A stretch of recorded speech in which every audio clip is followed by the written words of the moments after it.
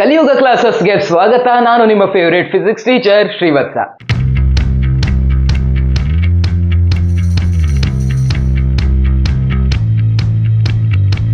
ನೀವು ಎಕ್ಸಾಮ್ಗೋಸ್ಕರ ತಯಾರಾಗ್ತಾ ಇದ್ದೀರಾ ಅಂದ್ರೆ ನಿಮ್ಮ ಬೋರ್ಡ್ ಎಕ್ಸಾಮ್ ಇರ್ಬೋದು ಅಥವಾ ನಿಮ್ಮ ಇಂಟರ್ನಲ್ ಎಕ್ಸಾಮ್ ಎಲ್ಲ ಮಾಡ್ತಾರಲ್ವಾ ಕಾಲೇಜಲ್ಲಿ, ಅದಕ್ಕೆ ತಯಾರಾಗ್ತಿದ್ದೀರಾ ಅಂತಂದ್ರೆ ಇದು ಬೆಸ್ಟ್ ವಿಡಿಯೋ. ಈ ಚಾಪ್ಟರ್ ಅಲ್ಲಿ ಕೇಳುವಂತಹ ಒಂದೇ ಒಂದು ಮಾರ್ಕ್ ಕೂಡ ನಿಮಗೆ ಮಿಸ್ ಆಗಲ್ಲ ನೀವು ಈ ವಿಡಿಯೋನ ನೋಡ್ಕೊಂಡ್ರೆ. ಈ ವಿಡಿಯೋ ಯಾವ ತರ ಇದೆ ಗೊತ್ತಾ? ನಂದು ಡೀಟೇಲ್ ವಿಡಿಯೋ ಸೀರೀಸ್ ಇತ್ತು ಗೊತ್ತಾ ನಿಮ್ಗೆ. ಈ ತರ ನನ್ನ ಚಾನಲ್ ಹೋಮ್ ಪೇಜ್ ನ ಓಪನ್ ಮಾಡ್ಕೊಂಡು ಅಲ್ಲಿ ಕೋರ್ಸಸ್ ಅಂತ ಕಾಣಿಸುತ್ತಲ್ವಾ, ಅದನ್ನ ಕ್ಲಿಕ್ ಮಾಡಿದ್ರೆ ನಿಮಗೆ ಯಾವ ಚಾಪ್ಟರ್ ಬೇಕೋ ಆ ಚಾಪ್ಟರ್ ನ ನೀವು ಡೀಟೇಲ್ ಆಗಿ ಸ್ಟಡಿ ಮಾಡಬಹುದು. ಒಳ್ಳೆ KCET ಲೆವೆಲ್ ಪ್ರಿಪರೇಷನ್ ನಿಮ್ಗೆ ಆ ವಿಡಿಯೋಗಳಿಂದ ಆಗುತ್ತೆ. ಫಸ್ಟ್ PUC ಗೆ ಯೆಲ್ಲೋ ಕಲರ್ ಥಂಬ್ನೇಲ್ ಇದೆ, ಹಾಗೆ ಸೆಕೆಂಡ್ PUC ಗೆ ಗ್ರೀನ್ ಕಲರ್ ಥಂಬ್ನೇಲ್ ಇದೆ. ಸಿಗತ್ತೆ ನಿಮ್ಗೆ ಅಲ್ಲಿ ಎಲ್ಲಾನು ಡೀಟೇಲ್ ಆಗಿ ಸಿಗತ್ತೆ. ಬಟ್ ಈ ವಿಡಿಯೋ ಇರೋದು ಯಾವ್ದಕ್ಕೆ? ಎಕ್ಸಾಮ್ಗೋಸ್ಕರ ಮಾತ್ರ, purely for exam purpose. Time waste ಮಾಡೋದು ಬೇಡ, ಸೀದಾ ಇವತ್ತಿನ ಒನ್ ಶಾಟ್ ವಿಡಿಯೋನ ಶುರು ಮಾಡೋಣ. Instantaneous velocity and instantaneous speed. Instantaneous velocity ಅಂದ್ರೆ ಏನು? Instantaneous velocity ಹಾಳ್ಬಿದ್ದೋಗ್ಲಿ. ಇನ್ಸ್ಟಂಟ್ ಅಂದ್ರೆ ಏನು? ಇನ್ಸ್ಟಂಟ್ ಅಂತಂದ್ರೆ ಒಂದು ಕ್ಷಣ, ಒಂದು ಮೊಮೆಂಟ್, ಗೊತ್ತಾಯ್ತಾ? ಆ ಒಂದು ಕ್ಷಣ, ಆ ಕ್ಷಣದಲ್ಲಿ ಏನು ವೆಲಾಸಿಟಿ ಇರುತ್ತೋ ಅದು instantaneous velocity. What is instantaneous velocity? Instantaneous velocity is velocity of an object in a particular instant. ಗೊತ್ತಾಯ್ತಾ? ನಾನು ಎರಡು ಗ್ರಾಫ್ ಹಾಕೋತೀನಿ, ಆಯ್ತಾ? ಎರಡು PT ಗ್ರಾಫ್ ಹಾಕೋತೀನಿ, ಪೊಸಿಷನ್ ಟೈಮ್ ಗ್ರಾಫ್ ಅನ್ನ ಹಾಕೋತೀನಿ, ಓಕೆನಾ? ಎರಡು ಪೊಸಿಷನ್ ಟೈಮ್ ಗ್ರಾಫ್ ಹಾಕೋತೀನಿ. ಒಂದರಲ್ಲಿ ನಾನು ಯೂನಿಫಾರ್ಮ್ ವೆಲಾಸಿಟಿಯನ್ನು ಬರ್ಕೋತೀನಿ ಅಥವಾ ಯೂನಿಫಾರ್ಮ್ ಮೋಷನ್ ಗ್ರಾಫ್ ಹಾಕೋತೀನಿ. ಇನ್ನೊಂದರಲ್ಲಿ ಹೀಗೆ ಒಂದು ಗ್ರಾಫ್ ಹಾಕೋತೀನಿ. ಯಾಕೆ ಇದು ಯೂನಿಫಾರ್ಮ್ ಮೋಷನ್, ಇದ್ಯಾಕೆ ಯೂನಿಫಾರ್ಮ್ ಮೋಷನ್ ಅಲ್ಲ? ಇದ್ಯಾಕೆ ಯೂನಿಫಾರ್ಮ್ ಮೋಷನ್ ಅಂತಂದ್ರೆ PT ಗ್ರಾಫ್ ನಲ್ಲಿ ಸ್ಟ್ರೇಟ್ ಲೈನ್ ಬಂದಿದೆ, ಅದಕ್ಕಾಗಿ ಯೂನಿಫಾರ್ಮ್ ಮೋಷನ್ ಅಥವಾ ಯೂನಿಫಾರ್ಮ್ ವೆಲಾಸಿಟಿ. ಇದ್ಯಾಕೆ ಯೂನಿಫಾರ್ಮ್ ಮೋಷನ್ ಅಲ್ಲ? PT ಗ್ರಾಫ್ ನಲ್ಲಿ ಇಲ್ಲಿ ಸ್ಟ್ರೇಟ್ ಲೈನ್ ಬಂದಿಲ್ಲ, ಹೀಗಾಗಿ ಇದು ಯೂನಿಫಾರ್ಮ್ ಮೋಷನ್ ಅಲ್ಲ, ಓಕೆನಾ? ಈಗ ನಾನೀಗ ಆಲ್ರೆಡಿ ಹೇಳಿದೆ, ನಾನು ಬೈಕ್ ಮೇಲೆ ಹೋಗ್ತಾ ಇದ್ದೆ, ನನಗೆ ಏನೋ ಒಂದು ವೆಲಾಸಿಟಿ ಇರುತ್ತೆ. ಎಕ್ಸಾಕ್ಟ್ಲಿ ನನಗೆ 3 ಸೆಕೆಂಡ್ ಮೇಲೆ ನನ್ನ ವೆಲಾಸಿಟಿ ಬೇಕು ಅಂತಂದ್ರೆ ನಾನು ಎಕ್ಸಾಕ್ಟ್ಲಿ ನಾನು 3 ಸೆಕೆಂಡಿಗೆ ನನ್ನ ವೆಲಾಸಿಟಿಯನ್ನ ನೋಡ್ಬೇಕು. ವೆಲಾಸಿಟಿ ನೋಡಕ್ಕೆ ಏನ್ ಮಾಡ್ತೀರಾ? PT ಗ್ರಾಫ್ ಅಲ್ಲಿ ವೆಲಾಸಿಟಿ ನೋಡಕ್ಕೆ ಏನ್ ಮಾಡ್ತೀರಾ? PT ಗ್ರಾಫ್ ನಲ್ಲಿ ಸ್ಲೋಪ್ ಏನಿದೆಯೋ ಅದು ವೆಲಾಸಿಟಿಯನ್ನ ಕೊಡುತ್ತೆ, ಹೌದಾ? PT ಗ್ರಾಫ್ ನಲ್ಲಿ ಸ್ಲೋಪ್ ಏನಿದೆಯೋ ಅದು ವೆಲಾಸಿಟಿಯನ್ನ ಕೊಡುತ್ತೆ. ಅದೇ ರೀತಿ ಈ ಗ್ರಾಫ್ ನಲ್ಲಿ ನೋಡಿ, ಈ ಗ್ರಾಫ್ ನಲ್ಲಿ ನನಗೆ 4 ಸೆಕೆಂಡಿಗೆ ನನ್ನ ವೆಲಾಸಿಟಿ ಬೇಕು ಅಂತಂದ್ರೆ ಈ ಪಾಯಿಂಟ್ ನಲ್ಲಿ ಏನು ವೆಲಾಸಿಟಿ ಇರುತ್ತೋ, ಅಂದ್ರೆ ಈ ಪಾಯಿಂಟ್ ನಲ್ಲಿ ಏನು ಸ್ಲೋಪ್ ಇರುತ್ತೋ ಅದು ನನ್ನ ವೆಲಾಸಿಟಿ ಆಗಿರುತ್ತೆ, ಹೌದಾ? ಸ್ಲೋಪ್ ಕಂಡುಹಿಡಿದ್ರೆ ಆಯ್ತು, ನಮಗೆ ವೆಲಾಸಿಟಿ ಸಿಗುತ್ತೆ. ಈಗ ಇದು ನೋಡಿ ಯೂನಿಫಾರ್ಮ್ ಮೋಷನ್, ಇದು ಯೂನಿಫಾರ್ಮ್ ಮೋಷನ್ ಅಲ್ಲ, ನಾನ್ ಯೂನಿಫಾರ್ಮ್ ಮೋಷನ್, ಆಯ್ತಾ? ನನಗೆ ಈ ಪಾಯಿಂಟ್ ನಲ್ಲಿ ಸ್ಲೋಪ್ ಕಂಡುಹಿಡಿಬೇಕು. ಸ್ಲೋಪ್ ಹೆಂಗ್ ಕಂಡುಹಿಡಿಯಲಿ ನಾನು? ಆ ಪಾಯಿಂಟ್ ನಲ್ಲಿ ಒಂದು ಟ್ಯಾಂಜೆಂಟ್ ಅನ್ನು ಹೇಳ್ಕೋಬೇಕು. ಆ ಟ್ಯಾಂಜೆಂಟ್ ನ ಸ್ಲೋಪ್ ತೆಗಿಬೇಕು. ಸ್ಲೋಪ್ ತೆಗಿಯೋದು ಹೆಂಗೆ? ಸ್ಲೋಪ್ ತೆಗಿಯೋದಂದ್ರೆ ಆಂಗಲ್ ಎಷ್ಟಿದೆ ಅಂತ ನೋಡ್ತೀರಾ, ಅದರ ಟ್ಯಾನ್ ಥೀಟಾವನ್ನ ಮಾಡ್ತೀರಾ, ರೈಟ್? ಇವೆಲ್ಲ ಆಲ್ರೆಡಿ ನಿಮ್ಗೆ ಗೊತ್ತಿರುವಂತ ವಿಚಾರ. ಇಲ್ಲೂ ಏನು ಮಾಡ್ತೀರಾ? ಸ್ಲೋಪ್ ಇದು ನಾವೇನು ಟ್ಯಾಂಜೆಂಟ್ ಹೇಳ್ಕೊಂಡಿದ್ದೀರೋ ಇದರ ಆಂಗಲ್ ಅನ್ನು ನೋಡ್ಕೋತೀರಾ, ಎಷ್ಟಿದೆ ಆಂಗಲ್ ಅಂತ, ಅದರ ಟ್ಯಾನ್ ಥೀಟಾ ನೋಡ್ಕೋತೀರಾ. ಸೊ ಸ್ಲೋಪ್ ತೆಗಿಯೋದಂತೂ ತುಂಬಾ ಈಸಿ ವಿಷಯ. ಗ್ರಾಫ್ ಕೊಟ್ಟಾಗ, ಗ್ರಾಫ್ ಕೊಡ್ಲಿಲ್ಲಪ್ಪ, ನಿಮ್ಗೆ ಏನೋ ಒಂದು ಲೆಕ್ಕ ಕೊಟ್ರು, ಸಮಸ್ಯೆ ಕೊಟ್ರು, ಅವಾಗ ಹೆಂಗ್ ಮಾಡ್ತೀರಾ? ಗ್ರಾಫ್ ಕೊಡದೇ ಇದ್ದಾಗ ನೀವು ಅದನ್ನ ಹೇಗೆ ಸಾಲ್ವ್ ಮಾಡ್ತೀರಾ? ಸ್ವಲ್ಪ ಕಷ್ಟ ಅಲ್ವಾ? ಸೊ ಈ ರೀತಿಯ ಪ್ರಶ್ನೆಗಳನ್ನ ಸಾಲ್ವ್ ಮಾಡೋದಕ್ಕೆ ಈ ಮ್ಯಾಥಮೆಟಿಕ್ಸ್ ನಲ್ಲಿ ಒಂದು ವಿಶೇಷವಾದ ಗಣಿತವನ್ನ ಡೆವಲಪ್ ಮಾಡಲಾಯಿತು. ಆ ಗಣಿತವನ್ನ ಕ್ಯಾಲ್ಕುಲಸ್ ಅಂತ ಕರೀತಾರೆ. ಎರಡು ರೀತಿ ಬರುತ್ತೆ ಅದರಲ್ಲಿ, ಒಂದು ಡಿಫ್ರೆನ್ಷಿಯಲ್ ಕ್ಯಾಲ್ಕುಲಸ್, ಮತ್ತೊಂದು ಇಂಟಿಗ್ರಲ್ ಕ್ಯಾಲ್ಕುಲಸ್. ಡಿಫ್ರೆನ್ಷಿಯಲ್ ಕ್ಯಾಲ್ಕುಲಸ್ ಗೊತ್ತಿದ್ರೆ ನೀವು ಇದನ್ನ ಸರಳವಾಗಿ ಮಾಡಬಹುದು. Displacement time equation of a particle moving along X axis is S = ಒಂದು ಇಕ್ವೇಶನ್ ಕೊಟ್ಟಿದ್ದಾರೆ. Then find the velocity of particle ಅಂತ ಕೇಳ್ತಾ ಇದ್ದಾರೆ. ಎಟ್ T = 5 ಸೆಕೆಂಡ್ಸ್ ಅಂತ ಕೇಳ್ತಾ ಇದ್ದಾರೆ. ಡಿಸ್ಪ್ಲೇಸ್ಮೆಂಟ್ ಇಕ್ವೇಶನ್ ಅನ್ನು ಕೊಟ್ಟಿದ್ದಾರೆ, ಈ ರೀತಿ ಒಂದು ಇಕ್ವೇಶನ್ ಅನ್ನು ಕೊಟ್ಟಿದ್ದಾರೆ. ಸೊ ಈ S ಅನ್ನುವಂಥದ್ದು ಏನನ್ನು ಸೂಚಿಸುತ್ತೆ? ಡಿಸ್ಪ್ಲೇಸ್ಮೆಂಟ್ ಅನ್ನು ಸೂಚಿಸುತ್ತೆ. ನಮ್ಗೆ ಕೇಳ್ತಾ ಇರೋದೇನವರು? ವೆಲಾಸಿಟಿಯನ್ನ ಕೇಳ್ತಾ ಇದ್ದಾರೆ. ಎಟ್ T = 5 ಸೆಕೆಂಡ್. 5ನೇ ಸೆಕೆಂಡ್ ನಲ್ಲಿ ವೆಲಾಸಿಟಿ ಎಷ್ಟು ಅಂತ ಕೇಳಿದ್ರೆ ಏನ್ ಮಾಡ್ಬೇಕು ನಾವು? ಇನ್ಸ್ಟಂಟೇನಿಯಸ್ ವೆಲಾಸಿಟಿಯನ್ನ ಫೈಂಡ್ ಮಾಡಬೇಕು, ಓಕೆನಾ? 5ನೇ ಸೆಕೆಂಡ್ ನಲ್ಲಿ ವೆಲಾಸಿಟಿಯನ್ನ ಕಂಡುಹಿಡಬೇಕು ಅಂದ್ರೆ ಇನ್ಸ್ಟಂಟೇನಿಯಸ್ ವೆಲಾಸಿಟಿನ ಕಂಡುಹಿಡಬೇಕು ನಾವು. ಇನ್ಸ್ಟಂಟೇನಿಯಸ್ ವೆಲಾಸಿಟಿಗೆ ಏನ್ ಫಾರ್ಮುಲಪ್ಪ? dx/dt, ಹೌದಾ? ಇದೇ ತಾನೇ ಇನ್ಸ್ಟಂಟೇನಿಯಸ್ ವೆಲಾಸಿಟಿ. ಓಕೆ, ಈಗ ನೋಡಿ, ಈ ತರ ನಮ್ಮ ಇಕ್ವೇಶನ್ ಇದೆ, ಓಕೆನಾ? ಈ ತರ ನಮ್ಮ ಇಕ್ವೇಶನ್ ಇದೆ. ಒಂದ್ ಕಡೆ x ಇದೆ, ಇನ್ನೊಂದ್ ಕಡೆ ಇನ್ನೇನೋ ಇದೆ, ಓಕೆ? ನಮಗೆ ಬೇಕಾಗಿರೋದು ಏನು? dx/dt. ಇದೇ ಇನ್ಸ್ಟಂಟೇನಿಯಸ್ ವೆಲಾಸಿಟಿ, ಹೌದಾ? ಸೊ x ಇದೆ, ಇದನ್ನ dx/dt ಮಾಡ್ಬೇಕಂದ್ರೆ ನಾವ್ ಏನ್ ಮಾಡ್ಬೇಕಾಯ್ತು? ಈ x ಅನ್ನ ನಾವು ಡಿಫ್ರೆನ್ಸಿಯೇಟ್ ಮಾಡ್ಬೇಕಾಯ್ತು, ಹೌದಾ? d/dt ಅಂತ ಈ ಕಡೆ ಮಾಡ್ಬೇಕಾಯ್ತು. d/dt ಇಲ್ಲಿ x ಆಲ್ರೆಡಿ ಇತ್ತು, ಈಸ್ ಈಕ್ವಲ್ ಟು ಬರೇ ಲೆಫ್ಟ್ ಹ್ಯಾಂಡ್ ಸೈಡಿಗೆ ಡಿಫ್ರೆನ್ಸಿಯೇಟ್ ಮಾಡಿದ್ರೆ ಸಾಕ, ರೈಟ್ ಹ್ಯಾಂಡ್ ಸೈಡಿಗೆ ಮಾಡದಿದ್ರೆ ರೈಟ್ ಹ್ಯಾಂಡ್ ಸೈಡಿಗೆ ಅನ್ಯಾಯ ಆಗಲ್ವಾ? ಸೊ ಯಾರಿಗೂ ಅನ್ಯಾಯ ಆಗಬಾರ್ದು. ಲೆಫ್ಟ್ ಹ್ಯಾಂಡ್ ಸೈಡ್ ಅನ್ನ ಡಿಫ್ರೆನ್ಶಿಯೇಟ್ ಮಾಡಿದ್ದೀನಿ ಅಂದ್ಮೇಲೆ ರೈಟ್ ಹ್ಯಾಂಡ್ ಸೈಡ್ ಅನ್ನು ಕೂಡ ಡಿಫ್ರೆನ್ಶಿಯೇಟ್ ಮಾಡಬೇಕು. ಓಕೆನಾ? ಇಲ್ಲಿ ಡಿ ಬೈ ಡಿ ಎಕ್ಸ್ ಏನ್ ಇಕ್ವೇಶನ್ ಇತ್ತು ಅದನ್ನ ಮೊದಲು ಬರ್ಕೊಳ್ಳಿ. ನೋಡಿ, ಸ್ಟೆಪ್ ಬೈ ಸ್ಟೆಪ್ ಆಗಿ ಈ ರೀತಿ ಲೆಕ್ಕ ಬಂದಾಗ ಹೇಗೆ ಮಾಡೋದು ಅಂತ ಹೇಳ್ಕೊಡ್ತಾ ಇದೀನಿ. ಸೊ ದಯವಿಟ್ಟು ಗಮನ ಇಟ್ಟು ನೋಡಿ, ಆಯ್ತಾ? D X by D T ಅಂತಂದ್ರೆ instantaneous velocity. So D X by D T ಜಾಗದಲ್ಲಿ ನಾನು ವೆಲಾಸಿಟಿ ಅಂತ ಬರಿಬಹುದು. ಒಪ್ಕೋತೀರಾ? ಓಕೆ. ಈಗ ಇದನ್ನ ಡಿಫ್ರೆನ್ಶಿಯೇಟ್ ಮಾಡೋದು ಹೇಗೆ ಅಂತಂದ್ರೆ, ನೋಡಿ ಇಲ್ಲಿ ಪ್ಲಸ್ ಇದೆ, 8 ಆದ್ಮೇಲೆ ಒಂದು ಪ್ಲಸ್ ಇದೆ, 3t ಆದ್ಮೇಲೆ ಮತ್ತೊಂದು ಪ್ಲಸ್ ಇದೆ, ಆಮೇಲೆ 4t² ಇದೆ. ಸೊ ಈ ಪ್ಲಸ್ ಎಲ್ಲ ಬಂದಿದೆಯಲ್ವಾ, ಈ ಪ್ಲಸ್ ಬಂದವುಗಳನ್ನ ಸಪರೇಟ್ ಆಗಿ ಡಿಫ್ರೆನ್ಶಿಯೇಟ್ ಮಾಡ್ಕೋಬೇಕು. ಅಂದ್ರೆ ಈಗ ಹೇಳ್ತೀನಿ ನೋಡಿ, ಡಿ ಬೈ ಡಿ ಟಿ ಮೊದಲೇನಿದೆ 8 ಇದೆ, ಹೌದಾ? ಬರ್ಕೊಂಡೆ. Plus D by D T ಆಮೇಲೆ ಏನಿದೆ 3t ಇದೆ, ಬರ್ಕೊಂಡೆ. ಆಯ್ತಾ? Plus D by D T ಆಮೇಲೆ ಏನಿದೆ 4t² ಇದೆ, 4t² ಇದೆ. ಓಕೆನಾ? ಇಷ್ಟನ್ನ ಬರ್ಕೊಂಡೆ. ಈಗ ಮುಂದಿನ ಸ್ಟೆಪ್ ಅಲ್ಲಿ ಏನ್ ಮಾಡೋದು ಅಂತ ಹೇಳೋದಕ್ಕಿಂತ ಮೊದಲು ಈ ಡಿಫ್ರೆನ್ಸಿಯೇಷನ್ ಒಂದಿಷ್ಟು ಬೇಸಿಕ್ ರೂಲ್ಗಳನ್ನ ನಿಮ್ಗೆ ಹೇಳ್ಕೊತೀನಿ. ಓಕೆನಾ? ಬರೀ ಕಾನ್ಸ್ಟೆಂಟ್ ಇತ್ತು ಅಂತ ಅಂದ್ರೆ ಅದರ ಡಿಫ್ರೆನ್ಸಿಯೇಷನ್ 0 ಬರುತ್ತೆ. ಓಕೆನಾ? ಕಾನ್ಸ್ಟೆಂಟ್ ಇನ್ ಡಿಫ್ರೆನ್ಸಿಯೇಷನ್ 0 ಬರುತ್ತೆ. ಈಗ ನೋಡಿ, ಇದು ಡಿಫ್ರೆನ್ಸಿಯೇಷನ್ ಆಫ್ 8 ಅನ್ನುವಂಥದ್ದು ಏನು? Fixed number. ಅಂದ್ರೆ 8 ಅನ್ನುವಂಥದ್ದು ಒಂದು ಕಾನ್ಸ್ಟೆಂಟ್. 8 ನ ಡಿಫ್ರೆನ್ಸಿಯೇಟ್ ಮಾಡಿದ್ರೆ ಏನು ಬರುತ್ತೆ? 0 ಬರುತ್ತೆ.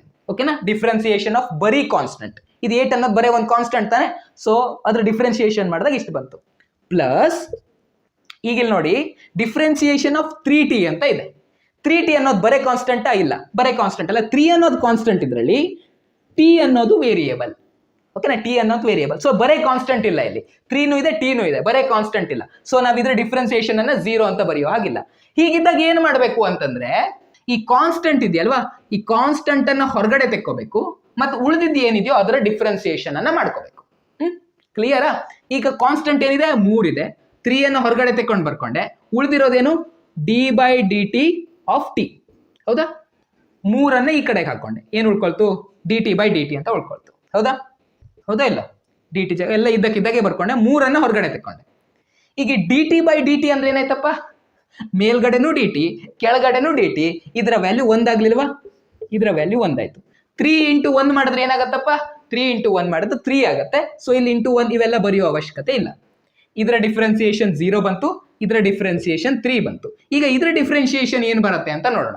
ಆಲ್ರೆಡಿ ಹೇಳಿದ್ದೆ, ಒಂದು ಕಾನ್ಸ್ಟೆಂಟ್ ಮತ್ತೊಂದು ವೇರಿಯೇಬಲ್ ಇದ್ದಾಗ ಕಾನ್ಸ್ಟೆಂಟ್ ಅನ್ನ ಹೊರಗಡೆ ತೆಕ್ಕೋಬೇಕು ಅಂತ. ಸೊ ಇಲ್ಲಿ ಕಾನ್ಸ್ಟೆಂಟ್ ಅನ್ನ ಹೊರಗಡೆ ತೆಕ್ಕೊಳ್ಳಿ. 4ಅನ್ನ ಹೊರಗಡೆ ತೆಕ್ಕೊಂಡೆ. ಆಯ್ತಾ? ಕಾನ್ಸ್ಟೆಂಟ್ ಅನ್ನ ಹೊರಗಡೆ ತೆಕ್ಕೊಂಡೆ. ಈಗೇನಾಯ್ತು? dt² divided by dt. ಓಕೆನಾ? ಈಗ ಈ ತರ ಬಂದಾಗ ಏನ್ ಮಾಡ್ಬೇಕು ಅಂತ ನೋಡೋಣ. ಇದೊಂದು ಬೇಸಿಕ್ ರೂಲು, ಇದು ನಿಮ್ಗೆ ಗೊತ್ತಿರಬೇಕಾಗತ್ತೆ. ಓಕೆನಾ? ಯಾವ್ದಾದ್ರು ಒಂದರ ಡಿಫ್ರೆನ್ಸಿಯೇಷನ್ x⁴n ಇತ್ತು ಅಂತ ಇಟ್ಕೊಳ್ಳಿ. ಇದರಲ್ಲಿ x ಅನ್ನುವಂಥದ್ದು ವೇರಿಯೇಬಲ್. ಆಯ್ತಾ? x⁴n ಇತ್ತು, ಇದರ ಡಿಫ್ರೆನ್ಸಿಯೇಷನ್ ಮಾಡಬೇಕು ಅಂತಿದ್ದಾಗ ಏನ್ ಬರುತ್ತೆ ಅಂತಂದ್ರೆ, n, ಈ n ಮೇಲ್ಗಡೆ ಇತ್ತಲ್ವಾ, ಆ n ಅನ್ನ ಮುಂದೆ ತಗೊಳ್ಳೋದು. ಓಕೆನಾ? n ಅನ್ನ ಮುಂದ್ಗಡೆ ತಗೊಳ್ಳೋದು ಇಂಟು x⁴n - 1. ಈ ತರ ಇದ್ರೆ ಏನ್ ಮಾಡ್ಬೇಕಂತ ಗೊತ್ತಾಯ್ತಾ? ಈಗ ಈ ಫಾರ್ಮುಲಾ ಎಲ್ಲಾದ್ರೂ ಪಕ್ಕದಲ್ಲಿ ಬರ್ದಿಟ್ಕೊಳ್ಳಿ. ಓಕೆನಾ? ಈ ಫಾರ್ಮುಲಾನ ಎಲ್ಲಾದ್ರೂ ಪಕ್ಕದಲ್ಲಿ ಬರ್ದಿಟ್ಕೊಳ್ಳಿ, ಯಾಕಂದ್ರೆ ಇದು ತುಂಬಾ ಇಂಪಾರ್ಟೆಂಟ್ ಫಾರ್ಮುಲಾ ನಿಮ್ಗೆ. t² t⁴2 ನ ಡಿಫ್ರೆನ್ಸಿಯೇಷನ್ ಏನಾಗ್ಬೇಕಾಯ್ತು? ಈ ಪವರ್ ಅನ್ನ ಮುಂದ್ಗಡೆ ತಗೋಬೇಕು ಮೊದಲು. 2 ಇಂಟು t⁴n - 1 ಅಂದ್ರೆ 2 - 1. 2 - 1 ಎಷ್ಟಪ್ಪ? 2 - 1 ಅಂತಂದ್ರೆ 1. ಹೌದಾ? 2 ಇಂಟು t⁴1 ಆಯ್ತು. t⁴1 ಅಂತಂದ್ರೆ t. ಸೊ ಇದ್ರ ಡಿಫ್ರೆನ್ಸಿಯೇಷನ್ 2t ಅನ್ನೋದಾಯ್ತು. ಈಗ ಇಲ್ಲಿ ಏನಿದೆ ಅನ್ನೋದನ್ನ ಬರ್ಕೊಳ್ಳೋಣ. 3 ಪ್ಲಸ್ 4 ಇಂಟು 2t. ಹೌದಾ? 4 ಇಂಟು 2t ಮಾಡಿದ್ರೆ ಏನಾಗುತ್ತೆ? 8t ಆಗುತ್ತೆ. ರೈಟ್? 8t ಆಗುತ್ತೆ. v ಇಸ್ ಈಕ್ವಲ್ ಟು, ಇದು ನಮ್ಗೆ ಸಿಕ್ತು, 3 ಪ್ಲಸ್ 8t ಅನ್ನೋದು ಸಿಕ್ತು. ಕ್ವಶನ್ ಅಲ್ಲಿ ಅವ್ರು ಏನ್ ಕೇಳಿದಾರಪ್ಪ ಅಂತಂದ್ರೆ, t is equal to 5 second ಆದಾಗ ವೆಲಾಸಿಟಿ ಏನು ಅಂತ ಕೇಳಿದ್ದಾರೆ. Velocity t is equal to 5 second ಆದಾಗ ಏನಾಗಬೇಕಾಯ್ತು? t ಜಾಗದಲ್ಲಿ ನಾವು 5 ಅಂತ ಬರ್ಕೋಬೇಕಾಯ್ತು. 5 × 40 plus 3 v is equal to 43 ಆಗಬೇಕಾಯ್ತು. ಒಂದ್ ನೆನ್ಪಿಟ್ಕೊಳ್ಳಿ, ನಿಮ್ ಬೋರ್ಡ್ ಎಕ್ಸಾಮ್ ನಲ್ಲಿ ನೀವು ಇಷ್ಟೇ ಬರೆದ್ರೆ ನಿಮಗೆ ಮಾರ್ಕ್ಸ್ ಸಿಗಲ್ಲ, ಕಂಪ್ಲೀಟ್ ಮಾರ್ಕ್ಸ್ ಸಿಗಲ್ಲ. ಅದರ ಯೂನಿಟ್ ಅನ್ನ ಬರೀಬೇಕಾಗುತ್ತೆ. v is equal to, v ಅಂತಂದ್ರೆ ವೆಲಾಸಿಟಿ ತಾನೆ. ವೆಲಾಸಿಟಿ SI ಯೂನಿಟ್ ಏನು? Metre per second. So 43 metre per second ಅಂತ ಬರೀಬೇಕು. ಈಗ correct answer. Okay? Next question ಬಂದಿದೆ ಕೆಳಗಡೆ. ವಿಡಿಯೋ ಪಾಸ್ ಮಾಡಿ ಒಂದ್ಸಲ ಕ್ವಶನ್ ಅನ್ನ ಓದ್ಕೊಂಡ್ಬಿಡಿ. ಆಯ್ತಾ? ಆ ಕ್ವಶನ್ ನಲ್ಲಿ ಏನೇನು ಕೊಟ್ಟಿದ್ದಾರೆ ಅಂತ ನಾನು ಬರ್ಕೋತೇನೆ. ಅವ್ರು ಟೈಮಿಗೆ ಒಂದು ಇಕ್ವೇಶನ್ ಅನ್ನ ಕೊಟ್ಟಿದ್ದಾರೆ. t is equal to x plus 3 is equal to square root of x +3 ಅಂತ ಕೊಟ್ಟಿದ್ದಾರೆ, ಒಂದು ಇಕ್ವೇಶನ್ ಅನ್ನ ಕೊಟ್ಟಿದ್ದಾರೆ. ಏನ್ ಕೇಳ್ತಾ ಇದ್ದಾರೆ ನಮ್ಗೆ? ಫೈಂಡ್ ದ ಡಿಸ್ಪ್ಲೇಸ್ಮೆಂಟ್ ಅಂತ ಕೇಳ್ತಾ ಇದ್ದಾರೆ. ಸೊ ನಾವೇನ್ ಕಂಡುಹಿಡಬೇಕು? ಡಿಸ್ಪ್ಲೇಸ್ಮೆಂಟ್ ಎಷ್ಟು ಅನ್ನೋದನ್ನ ಕಂಡುಹಿಡಿಬೇಕು. Find the displacement of the particle when its velocity is velocity ಎಷ್ಟಾಗಬೇಕಂತೆ? 6 ಮೀಟರ್ ಪರ್ ಸೆಕೆಂಡ್ ಇರಬೇಕಂತೆ. 6 ಮೀಟರ್ ಪರ್ ಸೆಕೆಂಡ್ ಇರಬೇಕಂತೆ. ವೆಲಾಸಿಟಿ 6 ಮೀಟರ್ ಪರ್ ಸೆಕೆಂಡ್ ಆದಾಗ ನಮ್ಮ ಡಿಸ್ಪ್ಲೇಸ್ಮೆಂಟ್ ಎಷ್ಟಾಗಿರುತ್ತೆ ಅಂತ ಕೇಳಿದ್ದಾರೆ. ಅಂದ್ರೆ ಇವ್ರು ಏನ್ ಕೇಳ್ತಾ ಇದ್ದಾರೆ ಅಂತಂದ್ರೆ, ವೆಲಾಸಿಟಿ 6 ಮೀಟರ್ ಪರ್ ಸೆಕೆಂಡ್ ಆದ ಸಂದರ್ಭದಲ್ಲಿ ನಮ್ಮ ಡಿಸ್ಪ್ಲೇಸ್ಮೆಂಟ್ ಎಷ್ಟಾಗಿರುತ್ತೆ ಅಂತ ಕೇಳ್ತಾ ಇದ್ದಾರೆ. ವೆಲಾಸಿಟಿ 6 ಮೀಟರ್ ಪರ್ ಸೆಕೆಂಡ್ ಆದ ಸಂದರ್ಭದಲ್ಲಿ, ವೆಲಾಸಿಟಿ 6 ಮೀಟರ್ ಪರ್ ಸೆಕೆಂಡ್ ಆಗಿರೋ ಇನ್ಸ್ಟಂಟ್ ನಲ್ಲಿ ಡಿಸ್ಪ್ಲೇಸ್ಮೆಂಟ್ ಎಷ್ಟು ಅಂತ ಕೇಳ್ತಾ ಇದ್ದಾರೆ. ಸೊ ಈ ವೆಲಾಸಿಟಿ ಅಂತಂದ್ರೆ ಏನಾಯ್ತು? ಅವ್ರು ಕೊಟ್ಟಿರೋ ವೆಲಾಸಿಟಿ ಏನು? Instantaneous velocity. ಸೊ ಮೊದಲು ಅವ್ರು ಕೊಟ್ಟಿರುವಂತ ಇಕ್ವೇಶನ್ ಇದು, ಹೌದಾ? ಈ ಇಕ್ವೇಶನ್ ಅನ್ನ ಅವ್ರು ಕೊಟ್ಟಿದ್ದಾರೆ. ನಾನೀಗ ಏನ್ ಮಾಡ್ತೀನಿ ಅಪ್ಪ ಅಂತಂದ್ರೆ, ಈ ಸ್ಕ್ವೇರ್ ರೂಟ್ ಎಲ್ಲ ಇದ್ರೆ ಉಂಟಲ್ಲ ನನಗೆ ಕಿರಿಕಿರಿ, ಹೀಗಾಗಿ ಈ ಸ್ಕ್ವೇರ್ ರೂಟ್ ಹೋಗೋ ತರ ಮೊದಲು ಈ ಇಕ್ವೇಶನ್ ಅನ್ನ ಸರಿಯಾಗಿ ಮಾಡ್ಕೋತೀನಿ. ಓಕೆನಾ? ಸೊ 3 ಅನ್ನ ಈ ಕಡೆ ತಗೊಬನ್ನಿ. t-3 ಆಯ್ತು is equal to square root of x ಆಯ್ತು. ಒಪ್ಕೋತೀರಾ? ಈಗ ಸ್ಕ್ವೇರ್ ರೂಟ್ ತೆಗೆಯೋದೇ ನನ್ನ ಮುಖ್ಯ ಉದ್ದೇಶ ಆಗಿತ್ತು ತಾನೆ. ಸೊ ನಾನು ಎರಡೂ ಕಡೆಗೆ ಸ್ಕ್ವೇರ್ ಮಾಡ್ಕೋತೀನಿ. ಓಕೆನಾ? ಈ ಕಡೆಗೂ ಸ್ಕ್ವೇರ್ ಮಾಡ್ಕೋತೀನಿ, ಈ ಕಡೆಗೂ ಸ್ಕ್ವೇರ್ ಮಾಡ್ಕೋತೀನಿ. ಓಕೆನಾ? ರೈಟ್ ಹ್ಯಾಂಡ್ ಸೈಡ್ ಅನ್ನು ಸ್ಕ್ವೇರ್ ಮಾಡಿದಾಗ ಏನಾಯ್ತು? ಸ್ಕ್ವೇರ್ ರೂಟ್ ಆಫ್ ಎಕ್ಸ್ ನ ಸ್ಕ್ವೇರ್ ಏನಾಗುತ್ತೆ? ಎಕ್ಸ್ ಆಗುತ್ತೆ. ಹೌದಾ? ಇದನ್ನು ಸ್ಕ್ವೇರ್ ಮಾಡ್ಬೇಕಾದ್ರೆ ಏನ್ ಮಾಡ್ಬೇಕು ನಾವು? a - b ಹೋಲ್ ಸ್ಕ್ವೇರ್ ನ ಫಾರ್ಮುಲಾವನ್ನ ಹಾಕಬೇಕು. t² + 3² - 2 × t × 3 ಆಗುತ್ತೆ. ಹೌದಾ? ಈಗ ಇದನ್ನು ಮುಂದೆ ಮಾಡಿದ್ರೆ ಏನಾಯ್ತು? t² + 3² ಇದೇನಾಯ್ತು? 2 3 6 6t ಆಯ್ತು, -6t ಆಯ್ತು ಇಸ್ ಈಕ್ವಲ್ ಟು x. ನಿಮ್ ಇಕ್ವೇಶನ್ ಹಿಂಗೆ ಬಂದಿದ್ಯಾ ಅಂತ ನೋಡ್ಕೊಳ್ಳಿ. ಓಕೆನಾ? ಇದು ಮೊದಲು ಮಾಡ್ಕೊಂಡೆ. ಈಗೇನು ನಮ್ಗೆ ಅವ್ರು ಕೊಟ್ಟಿರೋದೇನು? ವೆಲಾಸಿಟಿ ಕೊಟ್ಟಿದ್ದಾರೆ, ಅಂದ್ರೆ dx/dt ಅನ್ನ ಕೊಟ್ಟಿದ್ದಾರೆ. ಹೌದಾ? ನಮ್ಗೆ ಇಲ್ಲಿ dx/dt ಅಂತ ಏನೂ ಇಲ್ಲ, ಆದ್ರೆ ಬರೀ x ಅಂತ ಇದೆ. x ಅನ್ನ dx/dt ಮಾಡ್ಕೋಬೇಕಾದ್ರೆ ನಾ ಏನ್ ಮಾಡ್ಬೇಕು? ಈ ಕಡೆಗೆ ಡಿಫ್ರೆನ್ಶಿಯೇಟ್ ಮಾಡ್ಕೋಬೇಕು. ಹೌದಾ? ಈ ಕಡೆ ಡಿಫ್ರೆನ್ಶಿಯೇಟ್ ಮಾಡಿದ್ರೆ ಇದೇನಾಗುತ್ತೆ? dx/dt ಅಂತ ಆಗುತ್ತೆ. ಈ ಕಡೆಗೆ d/dt ಕೊಟ್ಟಿದ್ದೀನಲ್ವಾ ಎಕ್ಸ್ಟ್ರಾ, ಸೊ ಈ ಕಡೆಗೂ d/dt ಅನ್ನ ಎಕ್ಸ್ಟ್ರಾ ಕೊಡ್ಬೇಕು. d/dt ಅನ್ನ ಎಕ್ಸ್ಟ್ರಾ ಕೊಡ್ಬೇಕು. ಓಕೆನಾ? ಈಗ ಡಿಫ್ರೆನ್ಶಿಯೇಷನ್ ಮಾಡೋಣ. ಇಲ್ಲಿ ಏನ್ ಬರುತ್ತೆ? ವೆಲಾಸಿಟಿ ಬರುತ್ತೆ. ವೆಲಾಸಿಟಿ ಎಷ್ಟಿದೆ? 6 ಮೀಟರ್ ಪರ್ ಸೆಕೆಂಡ್ ಇದೆ. ಸೊ ಈ ಜಾಗದಲ್ಲಿ 6 ಅಂತ ಬರ್ಕೊಂಡೆ. ಇದನ್ನ ಡಿಫ್ರೆನ್ಶಿಯೇಟ್ ಮಾಡೋಣ. ಮೊದಲು ಏನ್ ಮಾಡ್ಬೇಕು ನಾವು? ಈ t² ಅನ್ನ ಡಿಫ್ರೆನ್ಶಿಯೇಟ್ ಮಾಡಬೇಕು. t² ಅನ್ನ ಡಿಫ್ರೆನ್ಶಿಯೇಟ್ ಮಾಡಿದ್ರೆ ಏನಾಗುತ್ತೆ? ನಮ್ಮ ಫಾರ್ಮುಲಾ ಗೊತ್ತಾ ನಿಮ್ಗೆ? x⁴n ಅನ್ನ ಡಿಫ್ರೆನ್ಶಿಯೇಟ್ ಮಾಡಿದ್ರೆ ಏನಾಗುತ್ತೆ? n × x⁴n - 1 ಆಗುತ್ತೆ. ಹೀಗಾಗಿ t² ಅನ್ನ ಡಿಫ್ರೆನ್ಶಿಯೇಟ್ ಮಾಡಿದ್ರೆ ಏನಾಗಬೇಕಾಯ್ತು? 2t × 2 - 1 ಆಗಬೇಕಾಯ್ತು. ಹೌದಾ? ಒಪ್ಕೋತೀರಾ? ಈಗ ಅದನ್ನ ಮಾಡೋಣ. 2 - 1 ಅಂತಂದ್ರೆ 1 ಅಂದ್ರೆ t⁴1 ಆಗ್ಬೇಕಾಯ್ತು, ಅಂದ್ರೆ 2t ಆಗ್ಬೇಕಾಯ್ತು. t² ಅನ್ನ ಡಿಫ್ರೆನ್ಶಿಯೇಟ್ ಮಾಡಿದ್ರೆ 2t ಆಗ್ಬೇಕಾಯ್ತು. ಅದೇ ರೀತಿ 3² ಅನ್ನ ಡಿಫ್ರೆನ್ಶಿಯೇಟ್ ಮಾಡಿದ್ರೆ ಏನಾಗಬೇಕಾಯ್ತು? 3² ಅಂತಂದ್ರೆ 9 ಅನ್ನೋದು ಒಂದು ಕಾನ್ಸ್ಟೆಂಟ್ ಅನ್ನ ಡಿಫ್ರೆನ್ಶಿಯೇಟ್ ಮಾಡಿದ್ರೆ 0 ಬರುತ್ತೆ. ಓಕೆನಾ? -6t ಅನ್ನ ಡಿಫ್ರೆನ್ಶಿಯೇಟ್ ಮಾಡಿದ್ರೆ ಏನಾಗಬೇಕಾಯ್ತು? 6t ಅನ್ನ ಡಿಫ್ರೆನ್ಶಿಯೇಟ್ ಮಾಡಬೇಕು. ಹೌದಾ? d/dt ಮಾಡಬೇಕು. ಅವಾಗ ಏನ್ ಬರುತ್ತೆ? 6 ಅನ್ನೋದು ಬರೇ ಕಾನ್ಸ್ಟೆಂಟ್ ಅಲ್ಲ. ಬರೇ ಕಾನ್ಸ್ಟೆಂಟ್ ಇದ್ರೆ 6t ಅನ್ನೋದು ಬರೇ ಕಾನ್ಸ್ಟೆಂಟ್ ಅಲ್ಲ. ಬರೇ ಕಾನ್ಸ್ಟೆಂಟ್ ಆಗಿದ್ರೆ ಏನ್ ಮಾಡಬಹುದಿತ್ತು ನಾವು? d/dt ವ್ಯಾಲ್ಯೂ 0 ಅಂತ ಬರಿಬಹುದಿತ್ತು. ಆದ್ರೆ ಇದು ಬರೇ ಕಾನ್ಸ್ಟೆಂಟ್ ಅಲ್ಲ, ವೇರಿಯೇಬಲ್ ಜೊತೆಗೆ ಮಲ್ಟಿಪ್ಲೈ ಆಗಿರುವಂತ ಕಾನ್ಸ್ಟೆಂಟ್. ಹೀಗಾಗಿ ನಾವೇನ್ ಮಾಡ್ಬೇಕು? ಈ ಕಾನ್ಸ್ಟೆಂಟ್ ಅನ್ನು ಹೊರಗಡೆ ತೆಕ್ಕೋಬೇಕು. ಅವಾಗ ಏನ್ ಉಳ್ಕೊಳ್ಳುತ್ತೆ? dt/dt ಅಂತ ಉಳ್ಕೊಳ್ಳುತ್ತೆ. dt/dt ಯ ವ್ಯಾಲ್ಯೂ ಏನಾಗುತ್ತೆ? 1. ಹೌದಾ? ಸೊ 6 × 1 ಮಾಡಿದ್ರೆ 6 ಬರುತ್ತೆ. t ಅಂದ್ರೆ 6 ಆಗ್ಬೇಕಾಯ್ತು. ಹೌದಾ? t = 6 ಸೆಕೆಂಡ್ಸ್ ಆಗ್ಬೇಕಾಯ್ತು. ನಮ್ಗೆ ಏನ್ ಸಿಕ್ತು? T value ಸಿಕ್ತೀಗ.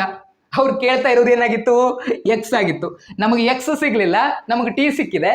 ಎಕ್ಸ್ ಬೇಕು ಅಂದ್ರೆ ನಾ ಏನ್ ಮಾಡ್ಲಿ? ಟಿ ವ್ಯಾಲ್ಯೂ ಸಿಕ್ಕಿದೆ, ಎಕ್ಸ್ ಬೇಕು ಅಂದ್ರೆ ಏನ್ ಮಾಡ್ಲಿ? ಈ ಇಕ್ವೇಶನ್ ಕಾಣ್ತಾ ಉಂಟಾ ನಿಮ್ಗೆ? ಈ ಇಕ್ವೇಶನ್ ಅಲ್ಲಿ ಹಾಕ್ಬಿಟ್ರೆ ಆಯ್ತು. ಓಕೆನಾ? ಈ ಇಕ್ವೇಶನ್ ಅಲ್ಲಿ ಟಿ ವ್ಯಾಲ್ಯೂ ಅನ್ನ ಹಾಕ್ಬಿಟ್ರೋಣ. ಓಕೆ? ಟಿ ಅಂದ್ರೆ 6 ಈ ಇಕ್ವೇಶನ್ ಅಲ್ಲಿ ಹಾಕೋತಾ ಇದೀನಿ. ಸೊ ಟಿ ಅಂತಂದ್ರೆ 6 is equal to square root of x + 3. 3 ಅನ್ನ ಈ ಕಡೆ ತಗೊಬನ್ನಿ. 6 - 3 is equal to square root of x. 6 - 3 ಅಂದ್ರೆ 3 is equal to square root of x. ನಂಗೆ ಸ್ಕ್ವೇರ್ ರೂಟ್ ಹೋಗ್ಬೇಕು ಅಂದ್ರೆ ಏನ್ ಮಾಡ್ಬೇಕು ನಾನು? ಈ ಕಡೆಗೂ ಸ್ಕ್ವೇರ್ ಮಾಡ್ಕೋಬೇಕು, ಈ ಕಡೆಗೂ ಸ್ಕ್ವೇರ್ ಮಾಡ್ಕೋಬೇಕು. ಹೌದಾ? So X square root of x ನ ಸ್ಕ್ವೇರ್ ಅಂದ್ರೆ x ಆಗುತ್ತೆ. 3ರ ಸ್ಕ್ವೇರ್ ಅಂದ್ರೆ 9 ಆಗುತ್ತೆ. ನಮ್ಮ ಆನ್ಸರ್ 9. x ಏನಾಗುತ್ತೆ? 9 ಆಗುತ್ತೆ. x ಅಂದ್ರೆ ಏನು? ಡಿಸ್ಪ್ಲೇಸ್ಮೆಂಟ್. ಯೂನಿಟ್ ಅನ್ನು ಬರಿಬೇಕು ತಾನೆ. ಸೊ ಡಿಸ್ಪ್ಲೇಸ್ಮೆಂಟ್ 9 ಮೀಟರ್ ಆಗುತ್ತೆ. ಇದು ನಮ್ಮ ಆನ್ಸರ್.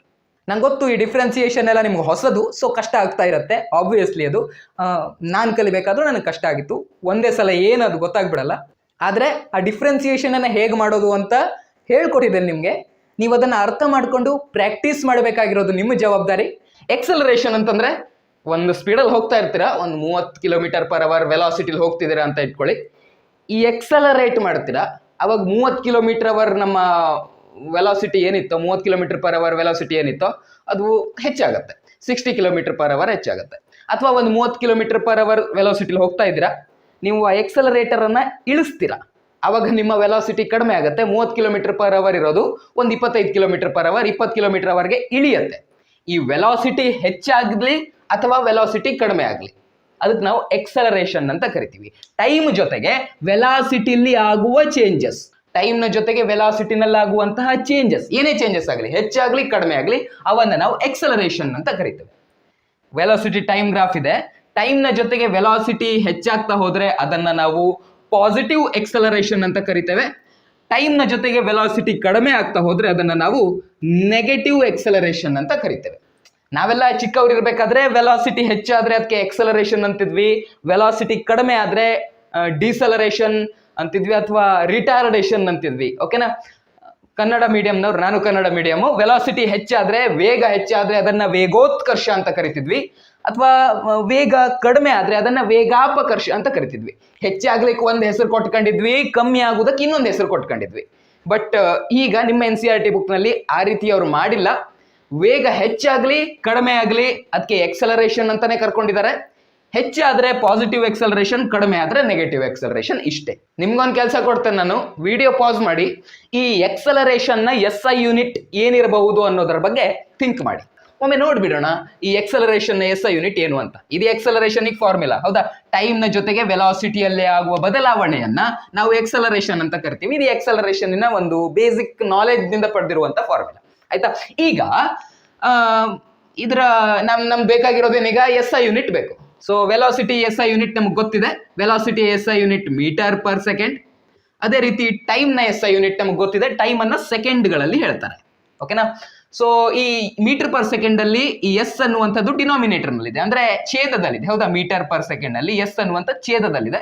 ಸೊ ಅದನ್ನ ನಾನು ಛೇದದಲ್ಲಿ ಬರ್ಕೋತೀನಿ, ಅಂದ್ರೆ ಡಿನಾಮಿನೇಟರ್ ನಲ್ಲಿ ಬರ್ಕೋತೀನಿ. ಓಕೆನಾ? Second into second, second square ಆಯ್ತು. ನಮ್ಮ ಎಕ್ಸಲರೇಷನ್ ನ SI ಯೂನಿಟ್ ನಮಗೆ ಸಿಕ್ಕಿದೆ. ಕೆಲವರೇ ಇದನ್ನ ಮೀಟರ್/ಸೆಕೆಂಡ್ ಸ್ಕ್ವೇರ್ ಅಂತ ಈ ರೀತಿ ಬರೀತಾರೆ, ಇನ್ ಕೆಲವರು ಇದನ್ನ ಮೀಟರ್/ಸೆಕೆಂಡ್ ಸ್ಕ್ವೇರ್ ಅಂತ ಈ ರೀತಿ ಬರೀತಾರೆ. ಇದು ಕರೆಕ್ಟ್, ಇದು ಕರೆಕ್ಟ್, ಇದು ಕರೆಕ್ಟ್. ಸೊ ಮೊದಲನೇ ಪ್ರಶ್ನೆ ಸ್ಕ್ರೀನ್ ಮೇಲೆ ಡಿಸ್ಪ್ಲೇ ಆಗಿದೆ. A particle moves with uniform velocity, which of the following statements are true ಅಂತ ಕೇಳ್ತಾ ಇದ್ದಾರೆ. ಅಂದ್ರೆ ಒಂದು ಪಾರ್ಟಿಕಲ್ ಇದೆ ಅಂತ, ಒಂದು ವಸ್ತು ಯೂನಿಫಾರ್ಮ್ ವೆಲಾಸಿಟಿಲಿ ಹೋಗ್ತಾ ಇದೆ. ಯೂನಿಫಾರ್ಮ್ ವೆಲಾಸಿಟಿ ಅಂತಂದ್ರೆ ಒಂದೇ ತರದ ವೆಲಾಸಿಟಿ. 30 km/h ನಲ್ಲಿ ಹೋಗ್ತಾ ಇದ್ರೆ 30 km/h ನಲ್ಲೇ ಹೋಗಬೇಕು. ಓಕೆನಾ? ಚೇಂಜ್ ಆಗಂಗಿಲ್ಲ. ಸೊ ಒಂದೇ ತರದ ವೆಲಾಸಿಟಿ, ಚೇಂಜ್ ಆಗದೇ ಇರೋ ವೆಲಾಸಿಟಿ ಅಂತ ಹೇಳ್ತಾ ಇದ್ದಾರೆ. ವೆಲಾಸಿಟಿ ಚೇಂಜ್ ಆಗ್ತಿಲ್ಲ ಅಂದ್ರೆ ಏನರ್ಥ? ಎಕ್ಸಲರೇಷನ್ 0 ಅಂತ ತಾನೆ. ಯಾಕಂದ್ರೆ ಎಕ್ಸಲರೇಷನ್ ಅಂದ್ರೆ ಏನು? Velocity with respect to time ಏನು ಚೇಂಜ್ ಆಗುತ್ತೋ ಅದನ್ನೇ ನಾವು ಎಕ್ಸಲರೇಷನ್ ಅಂತ ಕರಿತೀವಿ. ವೆಲಾಸಿಟಿ ಚೇಂಜ್ ಆದ್ರೆ ಮಾತ್ರ ಎಕ್ಸಲರೇಷನ್ ಇರುತ್ತೆ. ಯೂನಿಫಾರ್ಮ್ ಮೋಷನ್ ಅಂತಂದ್ರೆ, ಯೂನಿಫಾರ್ಮ್ ವೆಲಾಸಿಟಿ ಅಂತಂದ್ರೆ ವೆಲಾಸಿಟಿನೇ ಚೇಂಜ್ ಆಗಲ್ಲ. So acceleration 0. ನೆಕ್ಸ್ಟ್ ಮುಂದಿನ ಪ್ರಶ್ನೆ, velocity time graph an object in motion is parallel to the time axis. Okay, ಒಂದು ವೆಲಾಸಿಟಿ ಟೈಮ್ ಗ್ರಾಫ್ ಇದೆ. ಅವ್ರ ಪ್ರಶ್ನೆಯಲ್ಲಿ ಗ್ರಾಫ್ ನ ಚಿತ್ರವನ್ನ ಕೊಟ್ಟಿಲ್ಲ, ನಾವು ಬೇಕಾದ್ರೆ ಒಂದು ಚಿತ್ರವನ್ನ ಬಿಡಿಸೋಣ, ಆಯ್ತಾ? ಒಂದು ವೆಲಾಸಿಟಿ ಟೈಮ್ ಗ್ರಾಫ್ ಇದೆ ಅಂತೆ.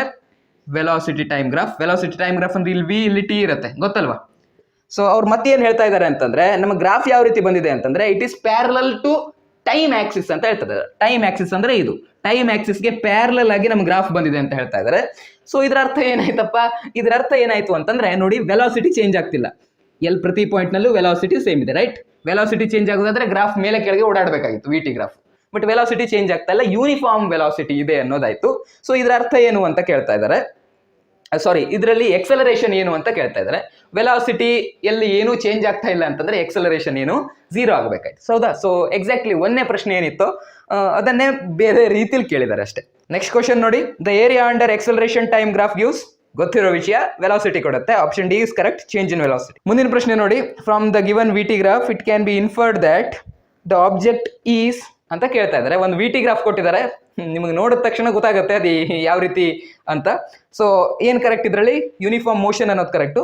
ನೋಡಿ ಗ್ರಾಫ್ ನೋಡಿ, ವೆಲಾಸಿಟಿ ಚೇಂಜ್ ಆಗ್ತಾ ಇಲ್ಲ, ಹೌದಾ? ವೆಲಾಸಿಟಿ ಮೇಲೆ ಕೆಳಗೆ ಹೋಗ್ತಾ ಇಲ್ಲ, ವೆಲಾಸಿಟಿ ಇದ್ದಷ್ಟೇ ಇದೆ. So uniform motion. The area under velocity time graph of a particle in a given interval of time represents area under VT graph ಅಂತ ಕೇಳ್ತಾ ಇದ್ದಾರೆ. ಏರಿಯಾ ಅಂಡರ್ VT ಗ್ರಾಫ್ ಏನು? ಡಿಸ್ಪ್ಲೇಸ್ಮೆಂಟ್. ನೆಕ್ಸ್ಟ್ ನೋಡಿ, ಮುಂದಿನ ಪ್ರಶ್ನೆ ನೋಡಿ, which of the following velocity time graph is not possible ಅಂತ ಕೇಳ್ತಾ ಇದ್ದಾರೆ. 4 ಕೊಟ್ಟಿದ್ದಾರೆ, ಅಲ್ಲಿ ಕಾಣ್ತಾ ಇರಬಹುದು ನಿಮಗೆ. ಈ 4ರಲ್ಲಿ ಯಾವುದು ಸಾಧ್ಯ ಇಲ್ಲ ಅಂತ ಕೇಳ್ತಾ ಇದ್ದಾರೆ. ನನ್ಗೆ ಆಪ್ಷನ್ ಎ ಕರೆಕ್ಟ್ ಅಂತ ಅನ್ಸ್ತು, ಬಿ ಕರೆಕ್ಟ್ ಅಂತ ಅನ್ಸ್ತು, ಸಿ ಕರೆಕ್ಟ್ ಅಂತ ಅನ್ಸ್ತು. ಈ ಆಪ್ಷನ್ ಡಿ ನಲ್ಲಿ ಏನೋ ಗಡ್ಬಡಿ ಇರೋ ತರ ಉಂಟು. ಆ ಗಡ್ಬಡಿ ಏನು ಅನ್ನೋದನ್ನ ನಿಮ್ಗೆ ಅರ್ಥ ಮಾಡಿಸ್ತೇನೆ ಬನ್ನಿ. ಸೊ ಆಪ್ಷನ್ ಡಿ ನಲ್ಲಿ ಕೊಟ್ಟಿರುವಂತ ವೆಲಾಸಿಟಿ ಟೈಮ್ ಗ್ರಾಫ್ ನಮಗೆ ಈ ರೀತಿಲಿ ಇತ್ತು, ಓಕೆನಾ. ಸೊ ಈ ರೀತಿ ನಮ್ಮ ವೆಲಾಸಿಟಿ ಟೈಮ್ ಗ್ರಾಫ್ ಇದ್ದಾಗ ನಂಗೆ ಇದ್ರಲ್ಲಿ ಏನಪ್ಪ ತೊಂದರೆ ಕಾಣ್ತು ಅಂತಂದ್ರೆ, ಈಗ ನೋಡಿ ಈ ನಮ್ಗೆ ಇಲ್ಲಿ ಟೈಮ್ ಸಿಗುತ್ತೆ, ಹೌದಾ. ಇದು 1 ಸೆಕೆಂಡ್, ಇದು 2 ಸೆಕೆಂಡ್, ಇದು 3 ಸೆಕೆಂಡ್, ಈ ರೀತಿ ಸಿಗ್ತಾ ಹೋಗುತ್ತೆ. ನಾವ್ ಯಾವ್ದಾದ್ರು ಒಂದು ಟೈಮ್ ಕನ್ಸಿಡರ್ ಮಾಡೋಣ, 2 ಸೆಕೆಂಡ್ ಅಂತ ಕನ್ಸಿಡರ್ ಮಾಡಿ. ಈ 2 ಸೆಕೆಂಡ್ ನಲ್ಲಿ ನೋಡ್ತಾ ಹೋದ್ರೆ ಆ ವಸ್ತುವಿಗೆ ಎರಡೆರಡು ವೆಲಾಸಿಟಿ ಇದ್ದಂಗೆ ಉಂಟು. ಇಲ್ಲೊಂದು ವೆಲಾಸಿಟಿ, ಇಲ್ಲೊಂದು ವೆಲಾಸಿಟಿ, ಎರಡೆರಡು ವೆಲಾಸಿಟಿ ಇದ್ದಂಗೆ ಉಂಟಾರೆ ಇದಂಗೆ ಸಾಧ್ಯ? ಯಾವ್ದು ಇದು? ಸಪೋಸ್ ಇದು ಒಂದು 30 ಮೀಟರ್ ಪರ್ ಸೆಕೆಂಡ್ ಅಂತ ಇಟ್ಕೊಳ್ಳಿ, ಇದು ಒಂದು 50 ಮೀಟರ್ ಪರ್ ಸೆಕೆಂಡ್ ಅಂತ ಇಟ್ಕೊಳ್ಳಿ. ಅರೆ, ಒಂದು ವಸ್ತುವಿಗೆ ಒಂದೇ ಟೈಮ್ ನಲ್ಲಿ ಆ ವಸ್ತು 30 ಮೀಟರ್ ಪರ್ ಸೆಕೆಂಡ್ ಮತ್ತೆ 50 ಮೀಟರ್ ಪರ್ ಸೆಕೆಂಡ್ ಎರಡೆರಡು ವೆಲಾಸಿಟಿಲಿ ಒಂದೇ ವಸ್ತು ಒಂದೇ ಟೈಮ್ ನಲ್ಲಿ ಹೋಗಕ್ ಸಾಧ್ಯನಾ? ಸಾಧ್ಯ ಇಲ್ಲ. ಸೊ ಈ ಗ್ರಾಫ್ ಏನಿದೆ ಇದು ತಪ್ಪಾಗಿದೆ. So option D is correct answer. ತಪ್ಪಾಗಿರೋದನ್ನ ಹುಡುಕಿ ಅಂತ ಕೇಳಿದ್ರು. ಸೊ ಯಾವುದು ತಪ್ಪಾಗಿದೆಯೋ ಅದು correct answer. So option D is correct answer. Last ಪ್ರಶ್ನೆ ನೋಡಿ, the position velocity and acceleration of a particle moving with a constant acceleration can be represented by ಅಂತ ಕೇಳಿದ್ದಾರೆ. ಕಾನ್ಸ್ಟೆಂಟ್ ಎಕ್ಸಲರೇಷನ್ಗೆ ಯಾವುದು ಕರೆಕ್ಟ್ ಆಗಿರೋ ವಿ ಟಿ ಗ್ರಾಫ್, ಕರೆಕ್ಟ್ ಆಗಿರೋ P T graph, correct ಆಗಿರೋ A T graph ಅನ್ನ ನೀವು ಗುರುತಿಸಬೇಕು, ಆಯ್ತಾ. ಸೊ ಆಪ್ಷನ್ ಎ ಇಲ್ಲಿ ಕರೆಕ್ಟ್. ಆಬ್ವಿಯಸ್ಲಿ ನೋಡಿದ ಕೂಡ ಹೇಳ್ಬಹುದು. ಕೆಲವರು ಈ ಪ್ರಶ್ನೆಯನ್ನು ಸೂಕ್ಷ್ಮವಾಗಿ ನೋಡಿದವರಿಗೆ ಎ ಮತ್ತೆ ಬಿ ನಲ್ಲಿ ಕನ್ಫ್ಯೂಸ್ ಆಗಬಹುದು. ಓಕೆ, ಸೊ ಆ ಕನ್ಫ್ಯೂಷನ್ ಅನ್ನ ದೂರ ಮಾಡೋ ಪ್ರಯತ್ನ ಮಾಡ್ತಾನೆ. ಸಿ ಮತ್ತೆ ಡಿ ಅಂತೂ ಆಗೋದಕ್ಕೆ ಚಾನ್ಸೇ ಇಲ್ಲ, ಹೌದಾ. ಯಾಕಂದ್ರೆ ಅಲ್ಲಿ position time graph straight line ಅಲ್ಲಿ ಬಂದಿದೆ. Position time graph straight line ಅಲ್ಲಿ ಬಂದಿದೆ ಅಂತಂದ್ರೆ ಏನರ್ಥ? ಯೂನಿಫಾರ್ಮ್ ವೆಲಾಸಿಟಿ ಅಥವಾ ಯೂನಿಫಾರ್ಮ್ ಮೋಷನ್ ಅಂತ ಅರ್ಥ. ಯೂನಿಫಾರ್ಮ್ ಮೋಷನ್ ಅಲ್ಲಿ ಎಕ್ಸಲರೇಷನ್ 0 ಆಗಬೇಕಾಗಿತ್ತು, ಬಟ್ ಇವ್ರು ಎಕ್ಸಲರೇಷನ್ಗೆ ಏನೋ ಒಂದು ವ್ಯಾಲ್ಯೂ ಕೊಟ್ಟಿದ್ದಾರೆ, ರೈಟ್. ಎಕ್ಸಲರೇಷನ್ 0 ನಲ್ಲಿ ಇಲ್ಲ ಅದು, ಹೌದಾ. ಸೊ ಸಿ ಮತ್ತೆ ಡಿ ಅಂತೂ ಆಗೋದಕ್ಕೆ ಸಾಧ್ಯ ಇಲ್ಲ. ಎ ಮತ್ತೆ ಬಿ ನಲ್ಲಿ ಕೆಲವರಿಗೆ ಕನ್ಫ್ಯೂಷನ್ ಆಗಬಹುದು, ಅದನ್ನ ದೂರ ಮಾಡ್ತೇನೆ, ಆಯ್ತಾ. So position time graph A ಮತ್ತೆ ಬಿ ನಲ್ಲಿ ಎರಡರಲ್ಲೂ ಸೇಮ್ ಇದೆ. ನಮಗೆ ಕನ್ಫ್ಯೂಸ್ ಇರೋದು ಉಳಿದ್ರಲ್ಲಿ, ಹೌದಾ. ಏನಲ್ಲಿ ನೋಡಿ ವೆಲಾಸಿಟಿ ಟೈಮ್ ಗ್ರಾಫ್ ಅನ್ನು ನೋಡಿ, ಆಪ್ಷನ್ ಎ ನ ವೆಲಾಸಿಟಿ ಟೈಮ್ ಗ್ರಾಫ್, ಅದರಲ್ಲಿ ಪಾಸಿಟಿವ್ ಎಕ್ಸಲರೇಷನ್ ಅನ್ನ ಸೂಚಿಸಲಾಗಿದೆ, ಹೌದಾ.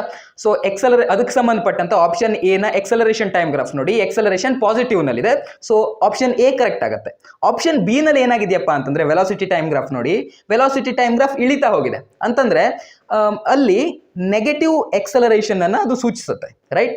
ಅಂದ್ರೆ ಎಕ್ಸಲರೇಷನ್ ನ ವ್ಯಾಲ್ಯೂ ಏನಾಗಬೇಕಾಗಿತ್ತು? ನೆಗೆಟಿವ್ ನಲ್ಲಿ ಬರಬೇಕಾಗಿತ್ತು. ಬಟ್ ಆಪ್ಷನ್ ಬಿ ನ ಎಕ್ಸಲರೇಷನ್ ಟೈಮ್ ಗ್ರಾಫ್ ನಲ್ಲಿ ಎಕ್ಸಲರೇಷನ್ ಅನ್ನ ಪಾಸಿಟಿವ್ ಸೈಡ್ ನಲ್ಲಿ ತೋರಿಸಿದ್ದಾರೆ. ಸೊ ಆಪ್ಷನ್ ಎ ಮಾತ್ರ ಕರೆಕ್ಟ್ ಆಗುತ್ತೆ ಇಲ್ಲಿ. ಈ 3 ಎಕ್ಸ್ಪ್ರೆಷನ್ ಬರೆದಿಟ್ಟಿದ್ದೀನಿ, ಕಾಣ್ತಾ ಇದೆಯಾ?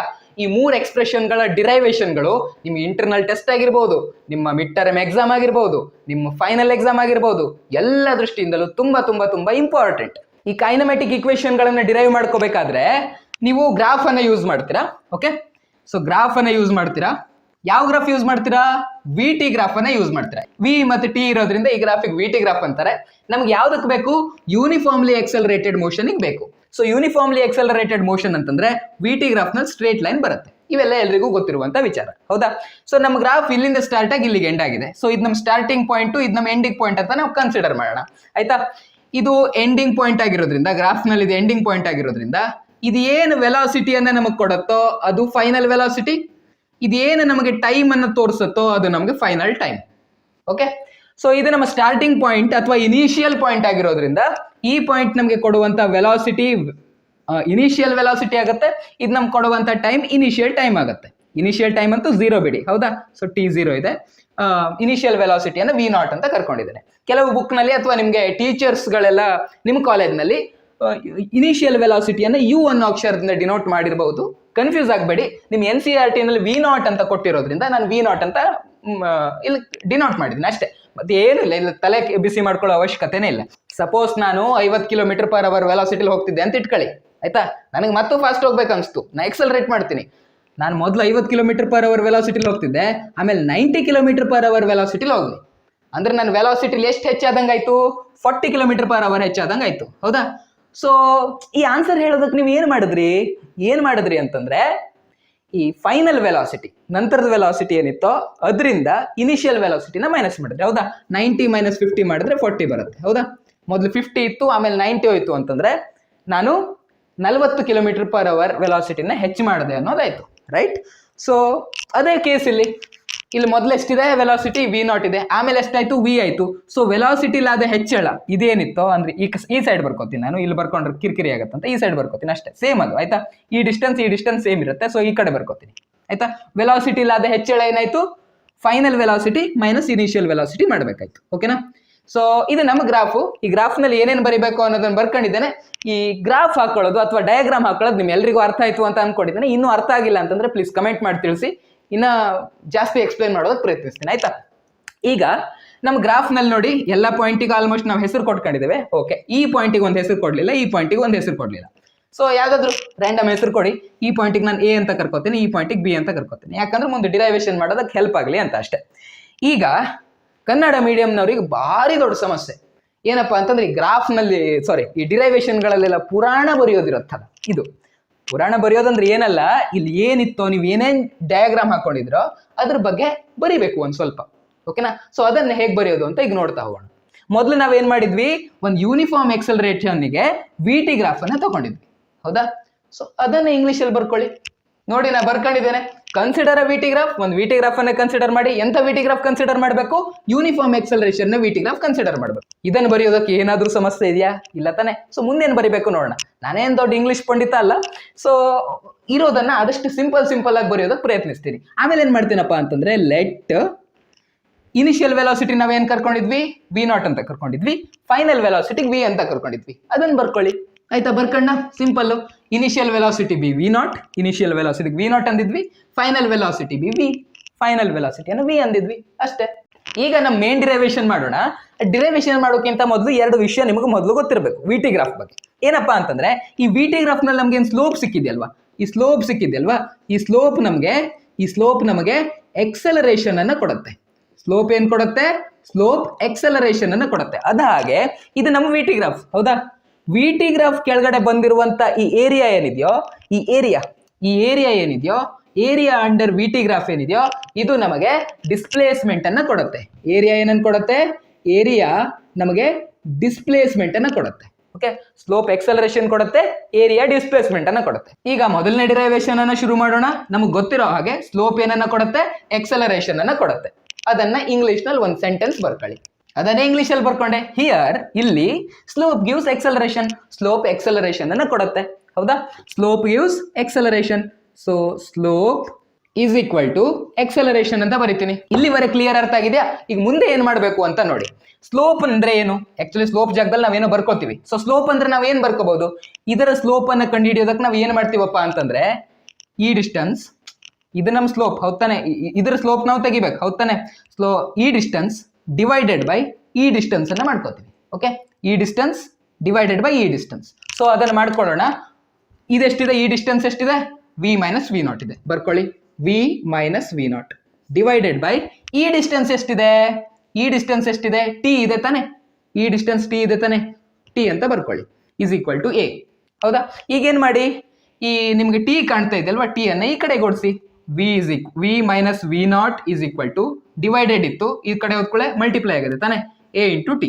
ನೆಕ್ಸ್ಟ್ ಸ್ಟೆಪ್ ನಲ್ಲಿ ಏನ್ ಮಾಡ್ತೀನಪ್ಪ ಅಂತಂದ್ರೆ, ಈ ಮೈನಸ್ ವಿ ನಾಟ್ ಇತ್ತಲ್ವಾ, ಇದನ್ನ ಈ ಕಡೆ ತಗೋ ಹೋಗ್ತೀನಿ. ಆವಾಗ ಏನಾಯ್ತು, V is equal to negative V not ಈ ಕಡೆ ಹೋದ್ಕೊಳ್ಳೆ ಏನಾಯ್ತು, ಪಾಸಿಟಿವ್ ಆಯ್ತು, ಹೌದಾ. So V not plus A T ಅನ್ನೋದಾಯ್ತು. ಇದು ನಮ್ಮ ಮೊದಲನೇ ಎಕ್ಸ್ಪ್ರೆಷನ್.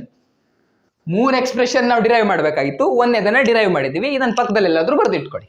ಈಗ ಎರಡನೇದನ್ನ ಡಿರೈವ್ ಮಾಡೋಣ ಆಯ್ತಾ. ಮೊದಲನೇ ಎಕ್ಸ್ಪ್ರೆಷನ್ ಅನ್ನು ಇಲ್ಲಿ ಬರ್ದಿಟ್ಕೊಂಡಿದ್ದೇನೆ, ಎರಡನೇದನ್ನ ಡಿರೈವ್ ಮಾಡೋಣ. ಈಗ ಎರಡನೇ ಕೇಸ್ ನಲ್ಲಿ ಏನ್ ಮಾಡ್ಬೇಕಪ್ಪ, ಎರಡನೇ ಎಕ್ಸ್ಪ್ರೆಷನ್ ಡಿರೈವ್ ಮಾಡ್ಬೇಕಾದ್ರೆ ಏನ್ ಮಾಡ್ಬೇಕಪ್ಪ ಅಂತಂದ್ರೆ, ಮೊದಲನೇದ್ರಲ್ಲಿ ನಾವು ಇದರ ಸ್ಲೋಪ್ ಅನ್ನ ಕನ್ಸಿಡರ್ ಮಾಡಿದ್ವಿ.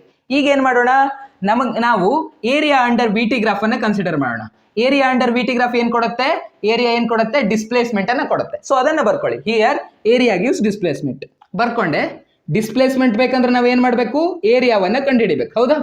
ಸೊ ಡಿಸ್ಪ್ಲೇಸ್ಮೆಂಟ್ ಬೇಕಂದ್ರೆ ನಾವು ಏರಿಯಾವನ್ನ ಕಂಡುಹಿಡಬೇಕು. ಇದು ನಮ್ಮ V T graph. Area under V T graph ಯಾವ್ದಾಯ್ತು ಅವಾಗ, ಈ ಇಡೀ ಏರಿಯಾ ಆಯ್ತು. ಅಂತಂದ್ರೆ ಈ ಟ್ರಯಾಂಗಲ್ ನ ಏರಿಯಾ ಪ್ಲಸ್ ಈ ರೆಕ್ಟ್ಯಾಂಗಲ್ ನ ಏರಿಯಾ, ಮತ್ತು ರೆಕ್ಟ್ಯಾಂಗಲ್ ನ ಏರಿಯಾ ಮಾಡಿದ್ರೆ ನಮ್ಗೆ ಟೋಟಲ್ ಏರಿಯಾ ಸಿಗುತ್ತೆ, ಹೌದ್ ತಾನೆ. ಸೊ ಅದನ್ನ ಮಾಡೋಣ ಆಯ್ತಾ. So area of triangle plus area of rectangle, ಹೌದಾ. ಸೊ ಇದನ್ನ ನೀವು ಕರೆಕ್ಟ್ ಆಗಿ ಬರೀರಿ ಆಯ್ತಾ. ಹಿಂಗೆ ತ್ರಿಭುಜ ಆಯತ ಎಲ್ಲ ಹಾಕಿಡ್ಬೇಡಿ, ನೀವು ಸರಿಯಾಗಿ ಬರೀರಿ. Area of triangle plus area of rectangle ಅಂತ ಬರೀರಿ. ಏರಿಯಾ ಆಫ್ ಟ್ರಯಾಂಗಲ್ ಏನಪ್ಪಾ ಅಂತಂದ್ರೆ ಅರ್ಧ ಗುಣಿಸು ಪಾದ ಗುಣಿಸು ಎತ್ತರ, half into breadth into height, right? Half into ಪಾದ, ಪಾದ ಏನಿದೆ ಇದಿದೆ, ಸೊ ಏನು T, half T into height, height ಎಷ್ಟಿದೆ, ಹೈಟ್ ಇಷ್ಟಿದೆ, ಈ ಟ್ರಯಾಂಗಲ್ನ ಹೈಟ್ ಇಷ್ಟಿದೆ ತಾನೆ, ಸೊ ಹೈಟ್ ಅಂತ ಏನ್ ಬರಿಬಹುದು ನಾವು, ವಿ ಮೈನಸ್ ವಿ ನಾಟ್ ಅಂತ ಬರಿಬಹುದು, ವಿ ಮೈನಸ್ ವಿ ನಾಟ್ ಅಂತ ಬರಿಬಹುದು. ಅದೇ ರೀತಿ ಏರಿಯಾ ಆಫ್ ರೆಕ್ಟ್ಯಾಂಗಲ್, ಈ ರೆಕ್ಟ್ಯಾಂಗಲ್ ಇದೆಯಲ್ವಾ ಇದ್ರೆ ಏರಿಯಾ, ರೆಕ್ಟ್ಯಾಂಗಲ್ ಏರಿಯಾ ಏನು, ಉದ್ದ ಗುಣಿಸು ಅಗಲ, ಉದ್ದ ಗುಣಿಸು ಅಗಲ, ಉದ್ದ ಎಷ್ಟಿದೆ ವಿ ನಾಟ್, ಅಗಲ ಎಷ್ಟಿದೆ T, so V naught T ಆಯ್ತು, ವಿ ನಾಟ್ ಟಿ ಆಯ್ತು. ಈಗಿದೆ ನೋಡಿ ಮಜಾ, ಈಗ ನಾವು ಇಲ್ಲಿ ಸ್ವಲ್ಪ ಆಟ ಆಡಬೇಕು, ಓಕೆನಾ? ಏನ್ ಆಟ ಆಡೋಣ ಅಂದ್ರೆ, ಇಲ್ಲಿ ವಿ ಮೈನಸ್ ವಿ ನಾಟ್ ಅಂತ ಇದೆ, ವಿ ಮೈನಸ್ ವಿ ನಾಟ್ ಇರೋ ಜಾಗದಲ್ಲಿ ನಾವು ಏನ್ ಬರ್ಕೋಬಹುದು ಅಂತ ಯೋಚನೆ ಮಾಡೋಣ, ಆಯ್ತಾ? ಈ ಎಕ್ಸ್ಪ್ರೆಷನ್ ನಮಗೆ ಗೊತ್ತಿತ್ತು, ರೈಟ್? ಈ ಎಕ್ಸ್ಪ್ರೆಷನ್ ನಾವು ಜಸ್ಟ್ ಡಿರೈವ್ ಮಾಡಿದ್ವಲ್ಲ, ಒಂದೇ ಎಕ್ಸ್ಪ್ರೆಷನ್ ಅದೇ ಇದು. So V minus V naught ಜಾಗದಲ್ಲಿ ನಾವು ಬೇರೆ ಏನೋ ಬರ್ಕೋಬೇಕು ಅಂತ ಇದ್ದೀನಿ. ಸೊ ಈ ಎಕ್ಸ್ಪ್ರೆಷನ್ ನಲ್ಲಿ ವಿ ಮೈನಸ್ ವಿ ನಾಟ್ ಬರಬೇಕು ಅಂತಂದ್ರೆ ಈ ವಿ ನಾಟ್ ಇದೆ ನೋಡಿ, ಈ ವಿ ನಾಟ್ ಅನ್ನ ನಾನು ಲೆಫ್ಟ್ ಹ್ಯಾಂಡ್ ಸೈಡ್ ತಗೊಬರ್ತೀನಿ, ಅವಾಗ ವಿ ಮೈನಸ್ ವಿ ನಾಟ್ ಆಯ್ತು is equal to A T ಆಯ್ತು. So V minus V not ಇರೋ ಜಾಗದಲ್ಲಿ ನಾವು ಏನ್ ಬರಿಬಹುದಪ್ಪ, ಎ ಟಿ ಅಂತ ಬರಿಬಹುದು, ರೈಟ್? ಸೊ ಅದನ್ನ ಬರ್ಕೊಳ್ಳಿ, ಹಾಫ್ ಟಿ ಈ ಜಾಗದಲ್ಲಿ ವಿ ಮೈನಸ್ ವಿ ನಾಟ್ ಇರೋ ಜಾಗದಲ್ಲಿ ಎ ಟಿ ಅಂತ ಬರ್ದೆ, right? Plus V naught T, ಆಯ್ತಾ? ಸೊ ಈಗ ಏನಾಯ್ತು, ವಿ ನಾಟ್ ಟಿ ಅನ್ನ ನಾನು ಮೊದಲು ಬರ್ಕೋತೀನಿ, ವಿ ನಾಟ್ ಟಿ ಅನ್ನ ಮೊದಲು ಬರ್ಕೋತೀನಿ, ಪ್ಲಸ್ ಹಾಫ್ ಎ ಟಿ ಇತ್ತು ನೋಡಿ, half T into A T ಇತ್ತು ನೋಡಿ, ಇದೇನಾಗುತ್ತೆ ಹಾಫ್ ಎ ಟಿ ಸ್ಕ್ವೇರ್ ಆಗುತ್ತೆ, right? So half A T square. So ಎರಡನೇ ಎಕ್ಸ್ಪ್ರೆಷನ್ ನಮಗೆ ಸಿಕ್ಕೋಯ್ತು, ಎಕ್ಸ್ ಇಸ್ ಈಕ್ವಲ್ ಟು ಅಂದ್ರೆ displacement is equal to V naught T plus half A T square. ಈಗ ಮೂರನೇ ಎಕ್ಸ್ಪ್ರೆಷನ್ ಅನ್ನ ಡಿರೈವ್ ಮಾಡೋಣ. ಮೂರನೇ ಎಕ್ಸ್ಪ್ರೆಷನ್ ಡಿರೈವ್ ಮಾಡ್ಲಿಕ್ಕೆ ಎಲ್ಲ ಸೇಮು, ಜಸ್ಟ್ ಏನ್ ಚೇಂಜಸ್ ಮಾಡಬೇಕು ಅಂತ ಹೇಳ್ತೀನಿ, ಆಯ್ತಾ? ಇಲ್ಲಿವರೆಗೆ ಸೇಮ್, ಇಲ್ಲಿವರೆಗೆ ಸೇಮ್. ನೆಕ್ಸ್ಟ್ ಏನ್ ಚೇಂಜಸ್ ಮಾಡ್ಬೇಕಪ್ಪ ಅಂತಂದ್ರೆ ಇಲ್ಲಿ ಒಂದ್ ಸ್ವಲ್ಪ ಆಟ ಆಡಬೇಕು. ಹಿಂದೆ ಎಂತ ಆಟ ಆಡಿದ್ವಿ, ಇಲ್ಲಿ ವಿ ಮೈನಸ್ ವಿ ನಾಟ್ ಇರೋ ಜಾಗದಲ್ಲಿ ಎ ಟಿ ಅಂತ ಬರ್ಕೊಂಡಿದ್ವಿ. ಈಗಿನ ಸ್ವಲ್ಪ ಜಾಸ್ತಿ ಆಟ ಆಡ್ಬೇಕು ನಾವು. ಏನ್ ಆಟ ಆಡ್ಬೇಕು ಅಂತಂದ್ರೆ, ಈಗ ನೋಡಿ ವಿ ಮೈನಸ್ ವಿ ನಾಟ್ ಅಂತಂದ್ರೆ ಎ ಟಿ ಆಯ್ತು, ಹೌದಾ? ಸೊ ನನಗೆ ಟಿ ಬೇಕು ಅಂತಂದ್ರೆ ಎ ಅನ್ನ ಈ ಕಡೆ ಓಡಿಸ್ಬೇಕಾಯ್ತು. ಸೊ ಟಿ ಜಾಗದಲ್ಲಿ ನಾವು ಏನ್ ಬರಿಬಹುದು, ಟಿ ಜಾಗದಲ್ಲಿ ನಾವು ಇದನ್ನ ಬರಿಬಹುದು, ರೈಟ್? ಸೊ ಟಿ ಜಾಗದಲ್ಲಿ ಈ ಎಕ್ಸ್ಪ್ರೆಷನ್ ಅನ್ನ ಬರ್ಕೊಳ್ಳಿ. ಮುಂದಿನ ಸ್ಟೆಪ್ ಬರ್ಕೊಂಡಿದೀನಿ ನೋಡಿ, ಏನು ಮಾಡ್ಲಿಲ್ಲ, ಟಿ ಜಾಗದಲ್ಲಿ ನಾವು ಏನ್ ಬರಿಬಹುದಿತ್ತು, ಟಿ ಜಾಗದಲ್ಲಿ ಈ ಎಕ್ಸ್ಪ್ರೆಷನ್ ಅನ್ನು ಬರಿಬಹುದಿತ್ತು, ಹೌದಾ? ಸೊ ಅದನ್ನೇ ಮಾಡ್ಕೊಂಡಿದ್ದೇನೆ. ಹಾಫ್ ಜಾಗದಲ್ಲಿ ಹಾಫ್ ಬರ್ದೆ, ಟಿ ಜಾಗದಲ್ಲಿ ಇದನ್ನ ಬರ್ದೆ, V minus V not divided by A, ಮತ್ತು ಉಳಿದಿರೋದನ್ನ ಇದ್ದಕ್ಕಿದ್ದಂಗೆ ಬರ್ಕೊಂಡೆ. ಹಾಗೆ ಇಲ್ಲೊಂದು ಟಿ ಇತ್ತಲ್ವಾ, ಈ ಜಾಗದಲ್ಲೂ V minus V not divided by A ಅಂತ ಬರ್ದೆ, ಮತ್ತೇನು ಮಾಡಲಿಲ್ಲ. ನೆಕ್ಸ್ಟ್ ಸ್ಟೆಪ್ ನೋಡಿ, ಎಕ್ಸ್ ಇಸ್ ಈಕ್ವಲ್ ಟು ಏನೇನು ಕಾಮನ್ ಇದೆಯೋ ಅದನ್ನು ಕಾಮನ್ ತೆಕ್ಕೊಳ್ಳಿ. ಇದರಲ್ಲಿ ಎರಡು ಟರ್ಮ್ ಇದೆ, ಇದೊಂದು ಟರ್ಮ್ ಆಯ್ತು, ಇದು ಒಂದು ಟರ್ಮ್ ಆಯ್ತು, ಯಾಕಂದ್ರೆ ಇವೆರಡರ ನಡುವೆ ಪ್ಲಸ್ ಬಂದಿದೆ ತಾನೆ. ಸೊ ಇದರಲ್ಲಿ ಏನೇನು ಕಾಮನ್ ಇದೆ, ಇದು ಮತ್ತೆ ಇದರಲ್ಲಿ ಏನೇನು ಕಾಮನ್ ಇದೆ ಅಂತ ನೋಡಿ. ಏನ್ ಕಾಮನ್ ಇದೆ, ವಿ ಮೈನಸ್ ವಿ ನಾಟ್ ಅನ್ನೋದು ಇದ್ರಲ್ಲೂ ಇದೆ, ಇದ್ರಲ್ಲೂ ಇದೆ. So V minus V not ಅನ್ನೋದನ್ನ ಕಾಮನ್ ತೆಕ್ಕೊಳ್ಳಿ, okay? V minus V not ಅನ್ನೋದನ್ನ ಕಾಮನ್ ತೆಕ್ಕೊಳ್ಳಿ. ಅದ ಹಂಗೆ ಕೆಳಗಡೆಗೆ ನೋಡಿ, ಇಲ್ಲೂ ಕೆಳಗಡೆಗೆ ಎ ಇದೆ, ಇಲ್ಲೂ ಕೆಳಗಡೆಗೆ ಎ ಇದೆ. ಸೊ ಮೇಲ್ಗಡೆಗೆ V minus V not common ಆಯ್ತು, ಅದೇ ರೀತಿ ಕೆಳಗಡೆಗೆ ಎ ಅನ್ನೋದು ಕಾಮನ್ ಆಯ್ತು. ಆ ಎ ಕಾಮನ್ ಇರೋದನ್ನು ಹೊರಗಡೆ ತೆಕ್ಕೋತೀನಿ, ಓಕೆನಾ? ಕೆಳಗಡೆಗೆ ಎ ಇತ್ತು, ಮೇಲ್ಗಡೆ V minus V not common, ಕೆಳಗಡೆಗೆ ಎ ಕಾಮನ್, ಉಳಿದಿರೋದನ್ನ ಬರ್ಕೊಳ್ಳಿ, ಓಕೆನಾ? ಏನೇನು ಉಳಿದಿದೆ ಅದನ್ನು ಬರ್ಕೋತೀನಿ. ಇದರಲ್ಲಿ ಏನು ಉಳ್ಕೊಳ್ತು, V minus V not common ತೆಗೆದೆ, ಓಕೆನಾ? ಎ ಕಾಮನ್ ತೆಗೆದೆ. ಸೊ ಏನು ಉಳ್ಕೊಳ್ತು, V minus V not divided by 2 ಅಂತ ಉಳ್ಕೊಳ್ತು, right? V minus V not divided by 2 ಅಂತ ಉಳ್ಕೊತು. ಇದರಲ್ಲಿ ಏನು ಕಾಮನ್ ಉಳ್ಕೊತು, ವಿ ಮೈನಸ್ ವಿ ನಾಟ್ ತೆಗೆದೆ ಮತ್ತೆ ಎ ತೆಗೆದೆ, ಏನು ಉಳ್ಕೊಳ್ತು, ವಿ ನಾಟ್ ಅನ್ನೋದು ಕಾಮನ್ ಉಳ್ಕೊತು. ಸೊ ಪ್ಲಸ್ ವಿ ನಾಟ್ ಆಯ್ತು. ಈ ಸ್ಟೆಪ್ ವರೆಗೂ ಎಲ್ರಿಗೂ ಅರ್ಥ ಆಗಿದೆಯಾ, ಕ್ಲಿಯರ್ ಆಗಿದೆ ಅಂತ ಅನ್ಕೊಂಡಿದ್ದೆ. ಈಗ ಮುಂದೆ ನೋಡಿ, ಈಗ ಇಲ್ಲಿ ವಿ ನಾಟ್ ಇದೆ, ಹೌದಾ? ವಿ ನಾಟ್ಗೆ ನಾನು 1ರಿಂದ ಮಲ್ಟಿಪ್ಲೈ ಮಾಡ್ಕೋತೀನಿ. ಏನಾದ್ರೂ ಚೇಂಜಸ್ ಆಗತ್ತಾ? 10 ಇದೆ, 10ಅನ್ನ 1ರಿಂದ ಮಲ್ಟಿಪ್ಲೈ ಮಾಡ್ಕೊಳ್ಳಿ, 10 ಒಂದ್ಲೆ 10, 10 ಇರುತ್ತೆ. 5ಅನ್ನ 1ರಿಂದ ಮಲ್ಟಿಪ್ಲೈ ಮಾಡಿ, 5 ಇರುತ್ತೆ. ಸೊ 1ರಿಂದ ಮಲ್ಟಿಪ್ಲೈ ಮಾಡೋದ್ರಿಂದ ಈ ವ್ಯಾಲ್ಯೂ ಏನು ಚೇಂಜ್ ಆಗಲ್ಲ.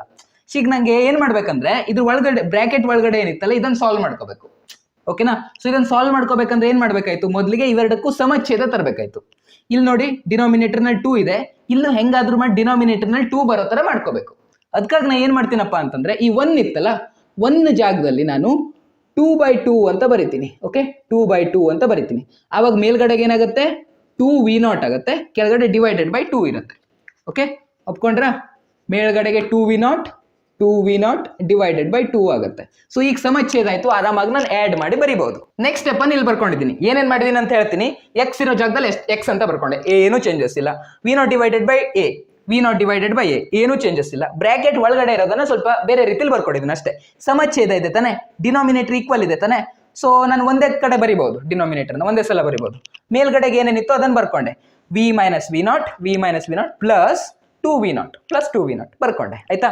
ಈಗ ಇಲ್ಲಿ ನೋಡಿ, ಇದನ್ನ ಕರೆಕ್ಟಾಗಿ ಅಬ್ಸರ್ವ್ ಮಾಡಿ. ಇಲ್ಲಿ ಏನಿದೆ, 2v0 ಮೈನಸ್ v0 ಅಂತ ಇದೆ. 2 chocolate minus 1 chocolate is equal to ಎಷ್ಟು ಚಾಕ್ಲೇಟ್? 1 ಚಾಕ್ಲೇಟ್, ಹೌದಾ?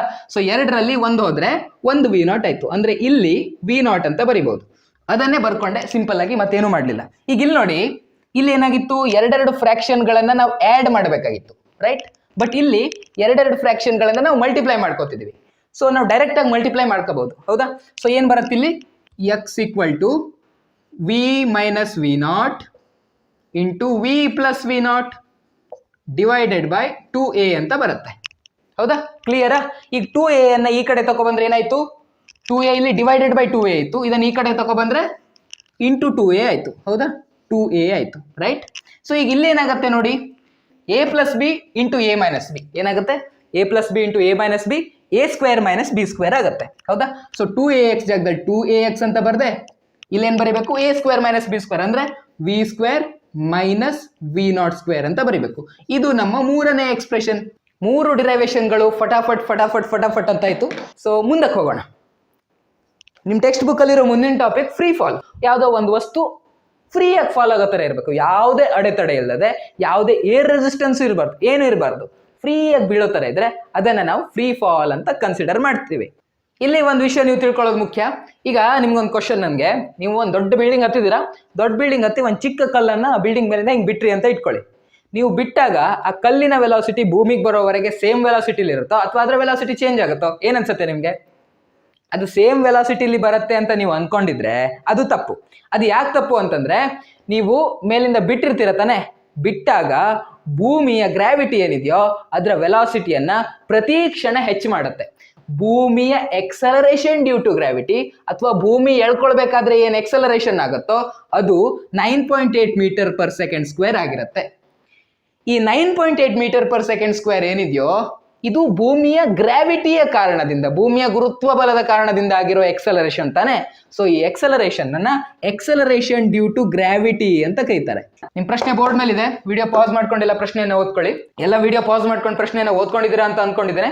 ಈಗ ನಿಮ್ಮ ಪ್ರಶ್ನೆಯಲ್ಲಿರುವುದನ್ನ ಕನ್ನಡದಲ್ಲಿ ನಾನು ಹೇಳ್ತೇನೆ.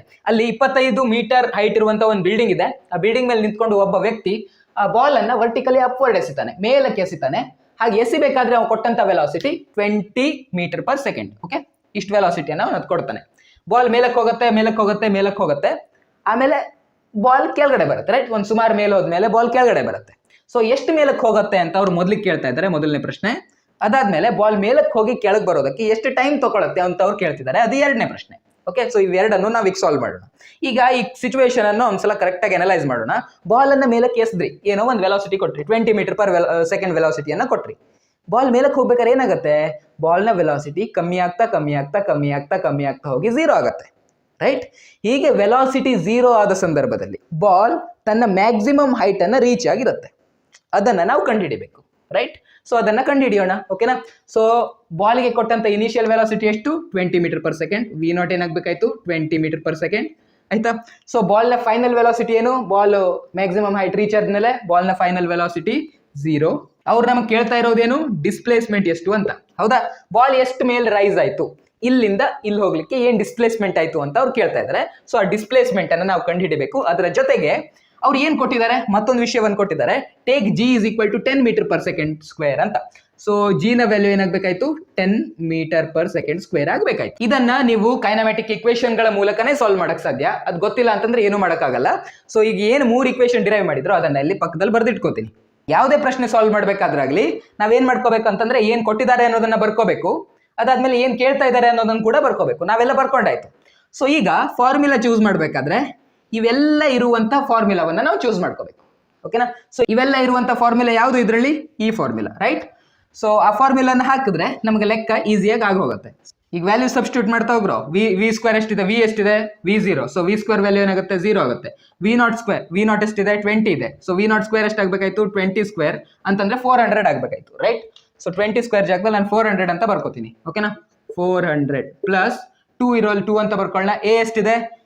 ಎಕ್ಸಲರೇಷನ್ ಜಿ ವ್ಯಾಲ್ಯೂ ಅವರು 10 ಅಂತ ತಗೊಳ್ಳಿ ಅಂತ ಹೇಳಿದ್ದಾರೆ. ಸೊ ಎಕ್ಸಲರೇಷನ್ ಏನಾಗಬೇಕಾಯ್ತು ನೋಡಿ, ನಾವು ಮೇಲ್ಗಡೆ ಹೋಗುವಂತ ಎಲ್ಲ ವೆಲಾಸಿಟಿ, ಎಲ್ಲ ಡಿಸ್ಪ್ಲೇಸ್ಮೆಂಟ್ ಎಲ್ಲವನ್ನ ಪಾಸಿಟಿವ್ ಅಂತ ತಗೋತಾ ಇದ್ದೇವೆ. ಸೊ ಕೆಳಗಡೆ ಎಕ್ಸಲರೇಷನ್ ಹೆಂಗಿರುತ್ತೆ ಈಗ ಡೌನ್ವರ್ಡ್ ಆಗಿರುತ್ತೆ ತಾನೆ. ಸೊ ಭೂಮಿ ಹೇಳ್ಕೊಳ್ಳೋದು ಕೆಳಗಡೆ ತಾನೆ.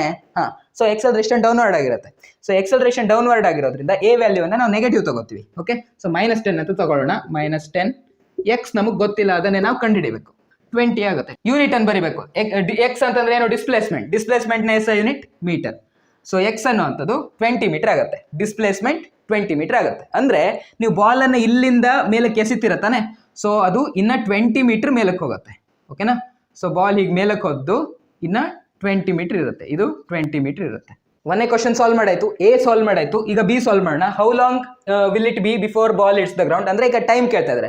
ಬಾಲ್ ಮೇಲಕ್ಕೆ ಹೋಗಿ ಕೆಳಗೆ ಬರೋದಕ್ಕೆ ಏನು ಟೈಮ್ ತಗೊಳುತ್ತೆ ಅಂತ ಕೇಳ್ತಾ ಇದ್ದಾರೆ. ನಾವೇನ್ ಮಾಡೋಣ, ಇದನ್ನ 2 ಪಾರ್ಟಾಗಿ ಡಿವೈಡ್ ಮಾಡೋಣ. ಓಕೆ, ನಮಗೆ ಕೇಳ್ತಾ ಇರೋದು ಟೈಮ್. ಸೊ ನಾವು ಟೈಮ್ ಅನ್ನು ಏನ್ ಮಾಡೋಣ, ಮೇಲಕ್ಕೆ ಹೋಗೋ ಟೈಮ್ ಅನ್ನ T1 ಅಂತ ಕರೆಯೋಣ, ಕೆಳಗೆ ಬರೋ ಟೈಮ್ ಅನ್ನ T2 ಅಂತ ಕರೆಯೋಣ. ಸೊ ಮೇಲಕ್ಕೆ ಹೋಗೋ ಟೈಮ್ ಪ್ಲಸ್ ಕೆಳಗೆ ಬರೋ ಟೈಮ್ ಮಾಡಿದ್ರೆ ಟೋಟಲ್ ಟೈಮ್ ಸಿಗುತ್ತೆ. ರೈಟ್? ಸೊ ಮೇಲಕ್ಕೆ ಹೋಗೋ ಟೈಮ್ ಅಂದ್ರೆ T1, ಕೆಳಗೆ ಬರೋ ಟೈಮ್ ಅಂದ್ರೆ T2 ಅಂತ ಕರೆಯೋಣ. ಸೊ ನಾವೇನ್ ಮಾಡಬೇಕು, ಮೊದಲು T1 ಕಂಡುಹಿಡಿಬೇಕು, ಆಮೇಲೆ T2 ಅನ್ನ ಕಂಡುಹಿಡಿಬೇಕು, ಆಮೇಲೆ ಅವೆರಡನ್ನು ಆ್ಯಡ್ ಮಾಡಿದ್ರೆ ಬಾಲ್ ಮೇಲಕ್ಕೆ ಹೋಗಿ ಕೆಳಗೆ ಬರೋ ಟೋಟಲ್ ಟೈಮ್ ನಮ್ಗೆ ಸಿಗುತ್ತೆ. ಸೊ ಮೊದಲು T1 ಅನ್ನ ಕಂಡುಹಿಡ್ಕೊಳ್ಳೋಣ. ಅಂದ್ರೆ ಬಾಲ್ ಮೇಲಕ್ಕೆ ಹೋಗುವಂತ ಸಿಚುವೇಶನ್ ಅಲ್ಲಿ ಟೈಮ್ ಎಷ್ಟಾಗುತ್ತೆ ಅನ್ನೋದನ್ನ ಕಂಡುಹಿಡ್ಕೊಳ್ಳೋಣ. ಓಕೆನಾ? ಸೊ ಬಾಲ್ ಮೇಲಕ್ಕೆ ಹೋಗೋದಕ್ಕೆ ಒಂದು ಕೊಟ್ಟಂತ ನಮ್ಮ ವೆಲಾಸಿಟಿ, ಇನಿಷಿಯಲ್ ವೆಲಾಸಿಟಿ ಎಷ್ಟು ಕೊಟ್ಟಿದ್ವಿ ನಾವು? 20 ಮೀಟರ್ ಪರ್ ಸೆಕೆಂಡ್ ಕೊಟ್ಟಿದ್ವಿ. So V0 is equal to 20 metre per second. ಆಯ್ತಾ? ಸೊ ಬಾಲ್ ಮೇಲಕ್ಕೆ ಹೋಯ್ತು, ಕೆಳಗಿಂದ ಮೇಲಕ್ಕೆ ಹೋಯ್ತು. ಮೇಲಕ್ಕೆ ಹೋದ ನಂತರ ಬಾಲ್ ವೆಲಾಸಿಟಿ ಎಷ್ಟಿರುತ್ತೆ? ಫುಲ್ ಟಾಪ್ ಹೈಟಿಗೆ ಹೋದ ತಕ್ಷಣ ಬಾಲ್ನ ವೆಲಾಸಿಟಿ 0 ಇರುತ್ತೆ. So V is equal to 0 meter per second ಆಯ್ತು. ಅದಾದ್ಮೇಲೆ ಎಕ್ಸಲರೇಷನ್ ಏನಿರುತ್ತೆ? ಎಕ್ಸಲರೇಷನ್ ಅವ್ರು ಕೊಟ್ಟಿದ್ದಾರೆ, ಜಿ ವ್ಯಾಲ್ಯೂ ಕೊಟ್ಟಿದ್ದಾರೆ, 10 ಮೀಟರ್ ಪರ್ ಸೆಕೆಂಡ್ ಸ್ಕ್ವೇರ್ ತಗೊಳ್ಳಿ ಅಂತ ಕೊಟ್ಟಿದ್ದಾರೆ. ಸೊ ಇವಿಷ್ಟು ಇನ್ಫಾರ್ಮೇಶನ್ ಗೊತ್ತು ನಮಗೆ. ಟಿ ಅನ್ನ ಕಂಡುಹಿಡಿಬೇಕು. ಹೌದಾ? ಸೊ ಇವೆಲ್ಲ ಇರುವಂತ ಫಾರ್ಮುಲಾವನ್ನ ನೋಡಿ. ಯಾವ್ದಾಯ್ತು? ಈ ಫಾರ್ಮುಲಾ. ರೈಟ್? ಈ ಫಾರ್ಮುಲಾ ಹಾಕಿದ್ರೆ ನಮ್ಗೆ ಆರಾಮಾಗಿ ಟೈಮ್ ಸಿಗತ್ತೆ. So V is equal to V0 plus AT. V ಎಷ್ಟಿದೆ? V0 ಇದೆ, is equal to V0 ಎಷ್ಟಿದೆ? V0 20 plus A ಎಷ್ಟಿದೆ? Acceleration due to gravity downward ಆಗಿರುತ್ತೆ. ಸೊ ನೆಗೆಟಿವ್ ತಗೊಳ್ಳೋಣ. -10. ಟಿ ಎಷ್ಟಿದೆ? ಗೊತ್ತಿಲ್ಲ. T1. ರೈಟ್? ಸೊ ಟಿ ಎಷ್ಟಿದೆ ಅಂತ ಗೊತ್ತಿಲ್ಲ, T1 ಅಂತ ಬರ್ಕೊಂಡೆ. ಮೊದಲನೇ ಸಿಚುವೇಶನ್ ಅಲ್ಲಿ ಆಗೋ ಟೈಮ್ ತಾನೆ. ಸೊ T1 ಅಂತ ಬರ್ಕೊಂಡೆ. So T1 is equal to ಎಷ್ಟು ಸಿಗತ್ತೆ ನಮಗೆ? 2 ಸೆಕೆಂಡ್ ಅನ್ನೋದು ಸಿಗುತ್ತೆ. ಈಗ T2 ಕಂಡುಹಿಡಿಯೋಣ. ಸೊ T2 ಕಂಡುಹಿಡಿಬೇಕಾದ್ರೆ ನಾವೇನ್ ಮಾಡ್ಬೇಕಾಯ್ತು? ಈಗ T2 ಕಂಡುಹಿಡಿಬೇಕಾದ್ರೆ ಏನ್ ಮಾಡ್ಬೇಕಾಯ್ತು? ಬಾಲ್ ಮೇಲಕ್ಕೆ ಹೋಗಿದೆ, ಕೆಳಗೆ ಬರೋ ಸಂದರ್ಭವನ್ನ ಕಂಡುಹಿಡಿಬೇಕಾಯ್ತು. ಹೌದ್ ತಾನೆ? ಸೊ T2 ಅಂದ್ರೆ ಕೆಳಗೆ ಬರೋಕೆ ಎಷ್ಟು ಟೈಮ್ ತಗೊಳುತ್ತೆ ಅನ್ನೋದು. ಕೆಳಗೆ ಬರೋ ಸಂದರ್ಭ. ಬಾಲ್ ಎಲ್ಲಕ್ಕಿಂತ ಮೇಲಕ್ಕೆ ಹೋಗಿದೆ, ಇಷ್ಟು ಹೈಟ್ ರೀಚ್ ಆಗಿದೆ. ಈಗ ಕೆಳಗೆ ಬರೋ ಸಂದರ್ಭ. ಬಾಲ್ ಇಷ್ಟು ಹೈಟ್ ರೀಚ್ ಆದಾಗ ಬಾಲ್ನ ವೆಲಾಸಿಟಿ ಎಷ್ಟಾಗಿರುತ್ತೆ? ಬಾಲ್ನ velocity 0 meter per second height, maximum height ನಲ್ಲಿ. ಹೌದಾ? ಸೊ ಕೆಳಗೆ ಬರೋ ಸಂದರ್ಭದಲ್ಲಿ ಬಾಲ್ನ ವೆಲಾಸಿಟಿ ಸ್ಟಾರ್ಟಿಂಗ್ ಎಷ್ಟಿರುತ್ತೆ? 0 ಇರುತ್ತೆ. ಮೇಲಕ್ಕೆ ಹೋಗಾಗಿದೆ, ಕೆಳಗೆ ಬರಬೇಕು. ಕೆಳಗೆ ಬರ್ಬೇಕಾದ್ರೆ ಬಾಲ್ನ ಸ್ಟಾರ್ಟಿಂಗ್ ವೆಲಾಸಿಟಿ ಅಂದ್ರೆ ಬಾಲ್ ಮೇಲಿರ್ಬೇಕಾದ್ರಿಂದ ವೆಲಾಸಿಟಿನೇ ಆಗ್ಲಿಲ್ವಾ? ಸೊ 0 ಆಯ್ತು. ಸೊ ನಮ್ಮ ಸ್ಟಾರ್ಟಿಂಗ್ ವೆಲಾಸಿಟಿ ಅಂದ್ರೆ ಇನಿಷಿಯಲ್ ವೆಲಾಸಿಟಿ ಎಷ್ಟು ತಗೋಬೇಕಾಯ್ತು? ನಾವು 0 ತಗೋಬೇಕಾಯ್ತು. ಓಕೆನಾ? ಬಾಲ್ ಇಷ್ಟು ಮೇಲಿದೆ, ಕೆಳಗೆ ಬರೋದಕ್ಕೆ, ಬಾಲ್ ಇಲ್ಲಿಂದ ಇಲ್ಲಿಗೆ ಬರೋದಕ್ಕೆ ಆಗುವಂತ ಡಿಸ್ಪ್ಲೇಸ್ಮೆಂಟ್ ಏನು? ಬಿಲ್ಡಿಂಗ್ ನ ಹೈಟ್ 25 ಮೀಟರ್ ಇತ್ತು, ನಮ್ಮ ಬಾಲ್ ಅದಕ್ಕಿಂತ ಮೇಲೆ 20 ಮೀಟರ್ ಹೋಗಿತ್ತು. ಸೊ ಬಾಲ್ ಇಲ್ಲಿಂದ ಇಲ್ಲಿ ಬರಬೇಕು ಅಂತಂದ್ರೆ 20 + 25 ಅಂದ್ರೆ 45 ಮೀಟರ್ ಆಗ್ಬೇಕಾಯ್ತು. ಹೌದಾ? ಡಿಸ್ಪ್ಲೇಸ್ಮೆಂಟ್ ಎಷ್ಟು ಆಗ್ಬೇಕಾಯ್ತು? 45 ಮೀಟರ್ ಆಗ್ಬೇಕಾಯ್ತು. ಮತ್ತೊಂದು ವಿಷಯ ನೀವು ಇಲ್ಲಿ ಗಮನಿಸಬೇಕು. ಬಾಲ್ ಮೇಲಕ್ಕೆ ಹೋಗಿದೆ, ಬಾಲಿಗೆ ಏನಾಗ್ತಿದೆ? ಬಾಲ್ ಕೆಳಗಡೆ ಬರ್ತಾ ಇದೆ. ರೈಟ್? ಬಾಲ್ ಕೆಳಗಡೆ ಬರ್ತಾ ಇದೆ. ಸೊ ಈ ಡಿಸ್ಪ್ಲೇಸ್ಮೆಂಟ್ ಏನಾಗುತ್ತೆ? ಡೌನ್ವರ್ಡ್ ಡಿಸ್ಪ್ಲೇಸ್ಮೆಂಟ್ ಆಗುತ್ತೆ. ಸೊ ನಾವು ಇದರ ವ್ಯಾಲ್ಯೂವನ್ನ -45 ಅಂತ ತಗೋತೀವಿ. ಕೆಳಗೆ ಬರೋ ಸಂದರ್ಭದಲ್ಲಿ ಎಕ್ಸಲರೇಷನ್ ಎಷ್ಟಾಗುತ್ತೆ? ಎಕ್ಸಲರೇಷನ್ -g ಆಗುತ್ತೆ. ಹೌದಾ? ಎಕ್ಸಲರೇಷನ್ ಡ್ಯೂ ಟು ಗ್ರಾವಿಟಿ ಕೆಳಗಡೆಗೆ ಇರೋದು. ಸೊ -g ಅಂದ್ರೆ -10 ಆಗುತ್ತೆ meter per second square. Right? So ಇವಿಷ್ಟು ನಮಗೆ ಗೊತ್ತಿದೆ. ಕಂಡುಹಿಡಬೇಕಾಗಿರೋದನ್ನ ನಾವು T2 ಅನ್ನ ಕಂಡುಹಿಡಬೇಕು. ಟೈಮ್ ಎಷ್ಟು ತಗೊಳುತ್ತೆ ಅನ್ನೋದನ್ನ ಕಂಡುಹಿಡಬೇಕು. ಸೊ ಇವೆಲ್ಲ ಇರುವಂತ ಫಾರ್ಮುಲಾನ ಹುಡುಕಿ ಲೆಕ್ಕ ಮಾಡಿ. ಇವೆಲ್ಲ ಇರುವಂತ ಫಾರ್ಮುಲಾ ಯಾವುದು? ಇದು. ಇದರಲ್ಲಿ ವ್ಯಾಲ್ಯೂವನ್ನು ಸಬ್ಸ್ಟಿಟ್ಯೂಟ್ ಮಾಡಿದ್ರೆ ನಮಗೆ ಈಸಿಯಾಗಿ ಆನ್ಸರ್ ಬರುತ್ತೆ. ಓಕೆನಾ? ಸೊ ಈ ಫಾರ್ಮುಲಾನ ಹಾಕೋಣ, ಲೆಕ್ಕ ಮಾಡೋಣ. ಎಕ್ಸ್ ಎಷ್ಟಿದೆ? ಎಕ್ಸ್ -45 ಇದೆ. X -45 is equal to V0 ಎಷ್ಟಿದೆ? V0 0 ಇದೆ. ಸೊ V0 ಇಂಟು ಟಿ ಅಂದ್ರೆ 0 ಇಂಟು ಟಿ. ಈ ವ್ಯಾಲ್ಯೂ ಇಡಿ ಏನ್ ಬರುತ್ತೆ? ನಮಗೆ 0 ಬರುತ್ತೆ. ಅದನ್ನ ಬರ್ಕೊಳ್ಳೋದಕ್ಕೆ ಹೋಗೋದಿಲ್ಲ. ಆಯ್ತಾ?